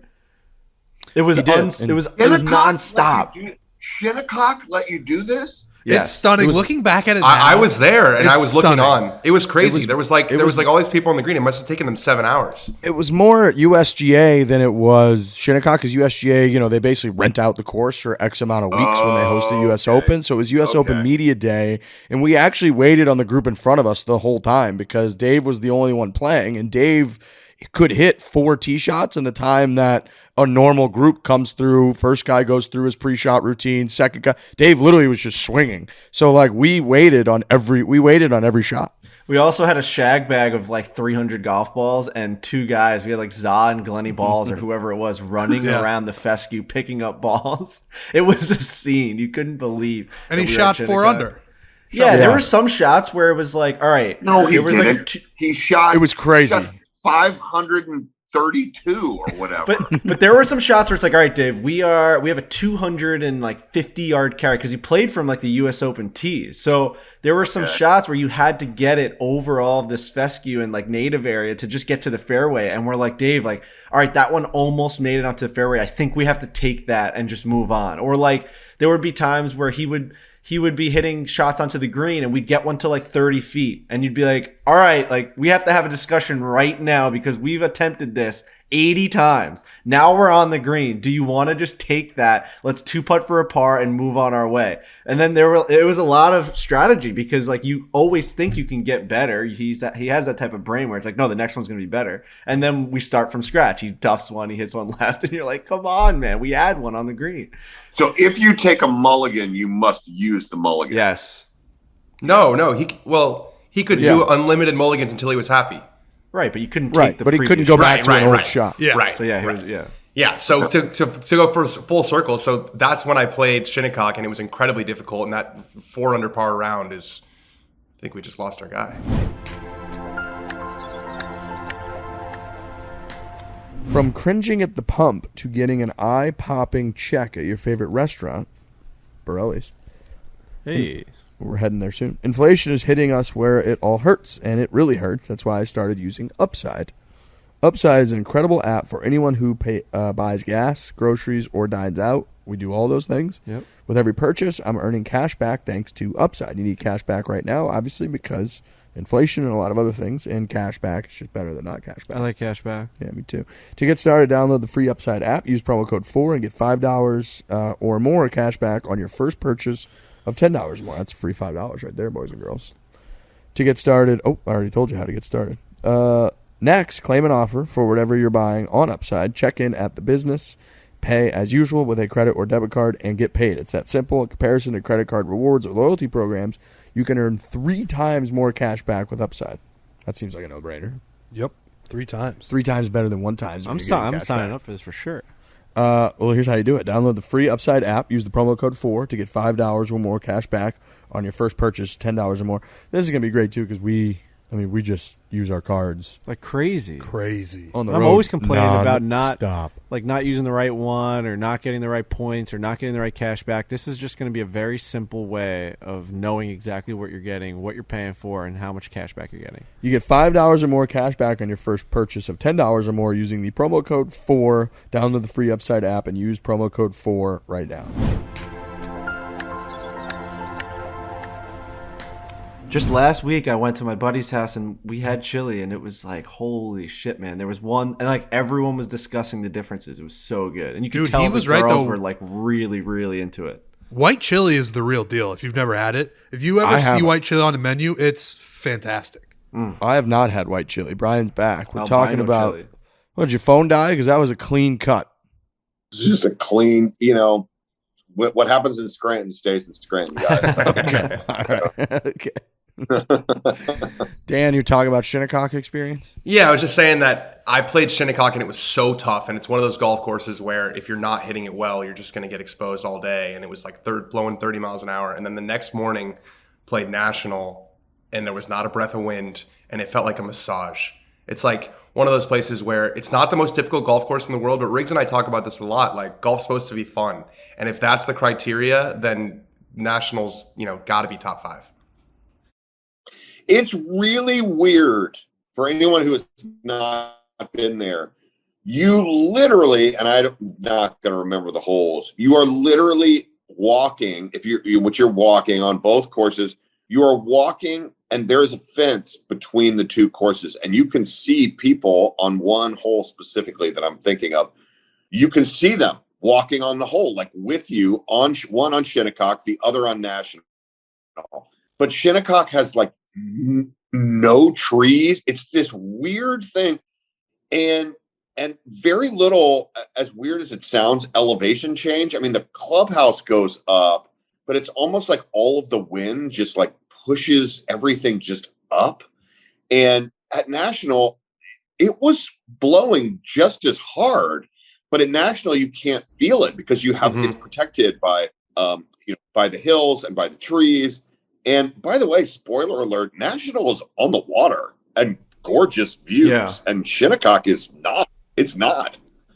We got to send you this video. We did this thing called Behind the Greens, and it's basically highlighting all the superintendents and all of the behind the scenes guys at golf courses. We went to Wingfoot right before the U.S. Open, went to Torrey Pines, and then we did an off-season one where we showed how golf courses get prepared for the winter in the Northeast. Like, they're punching the greens, they're top dressing them, they're doing all these things. We went to National and we filmed it during a ridiculous snowstorm, and like you got to see all these like all the hills and all the snow coming off of them, and the fact that these guys are still out there clearing the paths, clearing all the driving like the driving range area, they're putting up the American flag. It was ridiculous. Like, the wind was blowing. It was a legitimate snowstorm.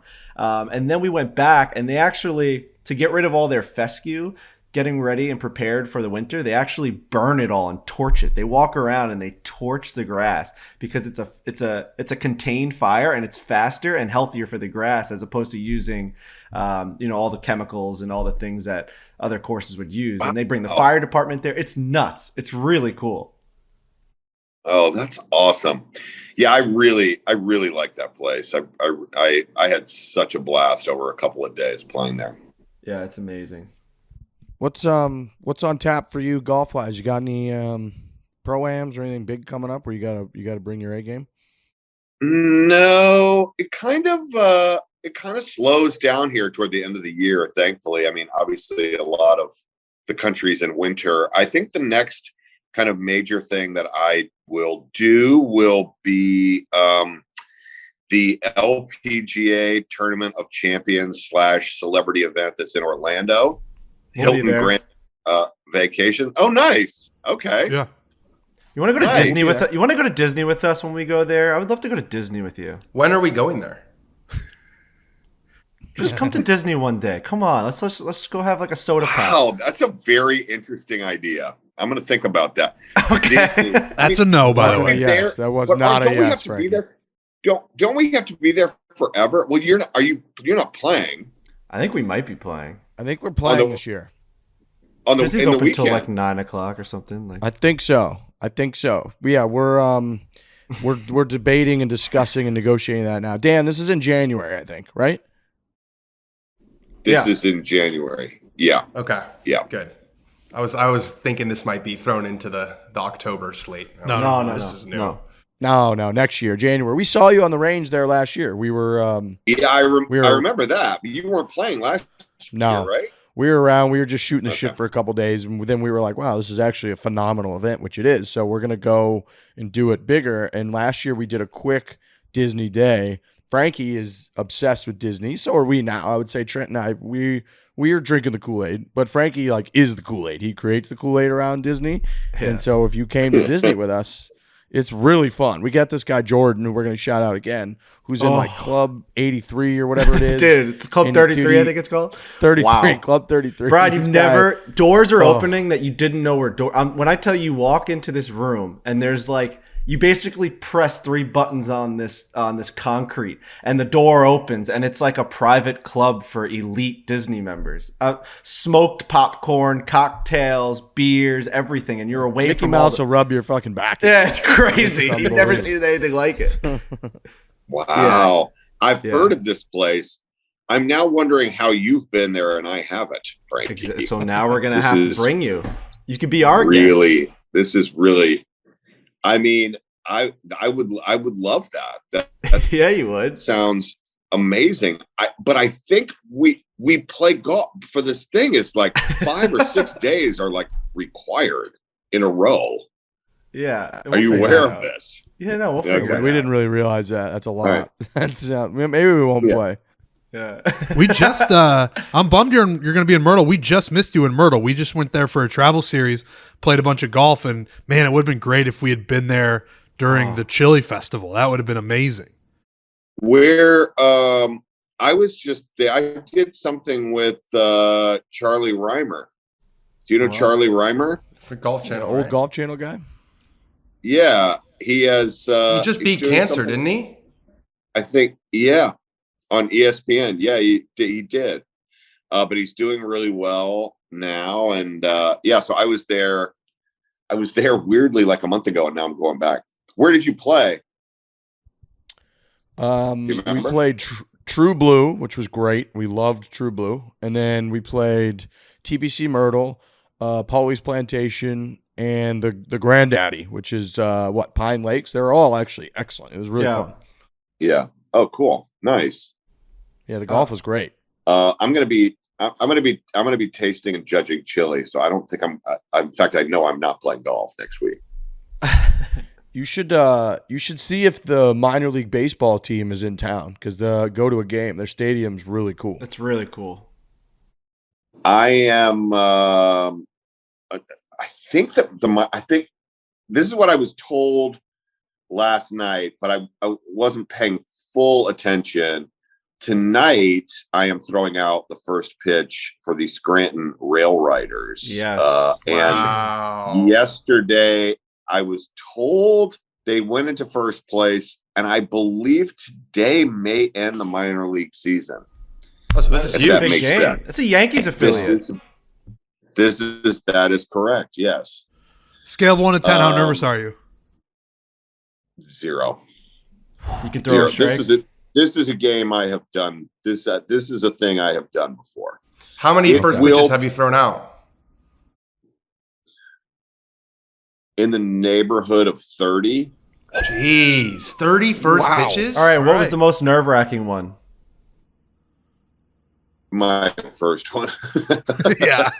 Just because I will tell you this, I do this if it is at all possible. Most of the time it is. I will go into the batting cage in the clubhouses. Spoiler alert, there are batting cages down there by the locker room. Yeah. And I'll throw a couple Fore beforehand. That's where Jorge Posada used to pee on his hands in the cold, in the batting cages. Jorge Posada. What? Well, there's all these legends and rumors that Jorge Posada, he didn't wear batting gloves, and like the Yankees would play into the late months of October, sometimes November with the World Series, and he would actually pee on his hands for grip and warmth. I actually heard something similar about Moises Alou. He didn't wear batting gloves. Weird. Interesting. I'm planning to not do that today, but I'll warm up a couple and then I'll fire it down the middle. You will not see me embarrassing. Okay. Where I hit the photographer or whatever. That will not happen.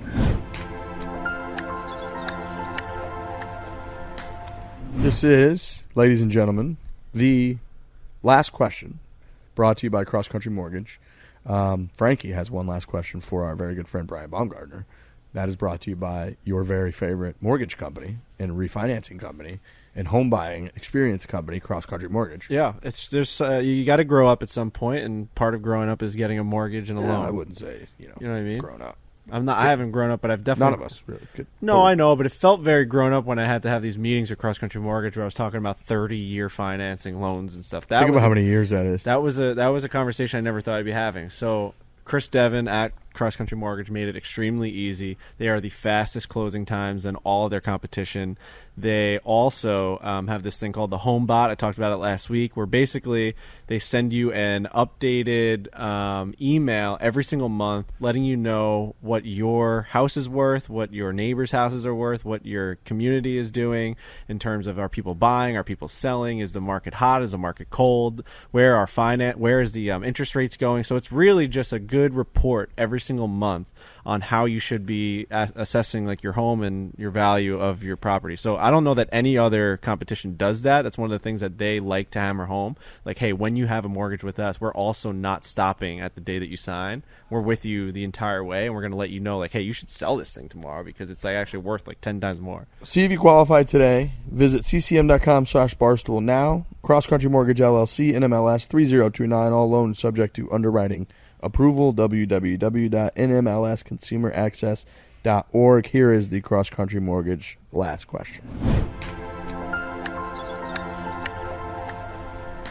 Brian, it'd be crazy if we didn't bring up The Office while we have you. And I know we're running a little late, but I'm a diehard, watch it every single night, Office fan, have to see every single episode. But there's something about my subconscious that, like, when we get past the Steve Carell episode, something changes.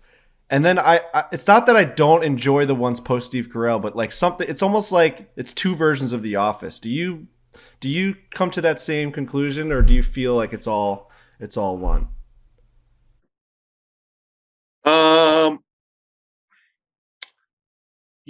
I mean, there is a formal meaning form, not there is a form shift that happens when he leaves, because the whole show was based on his behavior and everybody rolling their eyes at him, and him being a bad boss but ultimately a pretty good guy who you saw ways in which he was good at his job. Right. And so fundamentally what happens after that, and there was a lot of discussion about, well, who should be the boss? But ultimately, whoever becomes the boss, it changes, because those characters now, if it's someone from within, they're now all established, right? They're all established. So Andy is not Michael, and Dwight is not Michael. And there was a conversation about putting Daryl as the boss, but Daryl is actually competent, and Jim is probably competent. And so the formula, sort of that, every episode, what's happening formula, has to change a little bit. I am surprised with people, particularly about season 9 and the end. And probably not a popular sentiment and one that not many people would agree, but I think the last 4, 5, 6 episodes of that season are as good as any with or without Steve Carell. I think the finale is like profoundly underrated. It's incredible. And the people who kind of gave up on it, but also just leading up to that. I mean, the whole finally revealing the documentary and what that does behavior wise. I mean, it really talks to reality TV and what was sort of going on really culturally in the country in terms of filming yourself and iPhones and how does that change your behavior and Instagram, like everything. And it doesn't call anything out, but if you really go back and you look at those episodes and what happens at the end, it really is that. I mean, it really is a conversation about that. And so I find it really, and not in a defensive way. I mean, people can think, and if it's like, if Michael was it for you, and I'm not saying you're saying that, but yeah, then it's not as good or whatever. But yeah, I think the very end is as good as any of them. Totally. Yeah, I remember that being, when it was coming out week by week, I remember that being like my first show that I had to sit there and watch the show. Like now it feels so weird to talk about The Office that way because it's you have an access to every single episode at any time and it's become such a Netflix phenomena. But now I remember like what is going to happen next week. It was such a where are you sitting? You have to be there. You can't miss it because it was the ending of this really, really long, incredible story. So yeah, I don't find it to be worse. To me, it's just different. It's like almost two different shows. And I guess the way you're explaining it, it kind of is. Like there's one about one storyline, the other one it completely changes from those seasons. Yeah, I mean there are through lines that stay, but I mean more, the not that the show was formulaic in any way, but the construction of episodes and yeah, I mean, sort of Steve Carell as Michael had the heavy lifting there for 7 years. And he felt like his story had been told, which is why, it was time for him to leave. Right. But yeah, for him, that character to leave, the show is going to change. Yeah. Yeah. Brian, I know you got to run. We know you got another interview. Good luck in the chili competition. We're going to be rooting for Thank you. And we appreciate you coming on. Appreciate you coming out with the book because we're gonna whip up our own chili now. Dude, thank you so much. Let's talk about January and let's get this match scheduled because I really, really, really want to taste sweet victory against you guys. Yeah, we got to do it. Let's do it. All right. Thank you, Brian. Appreciate it, man. All right. Cheers, guys. See you, All man. right. Cheers. Thanks, Brian.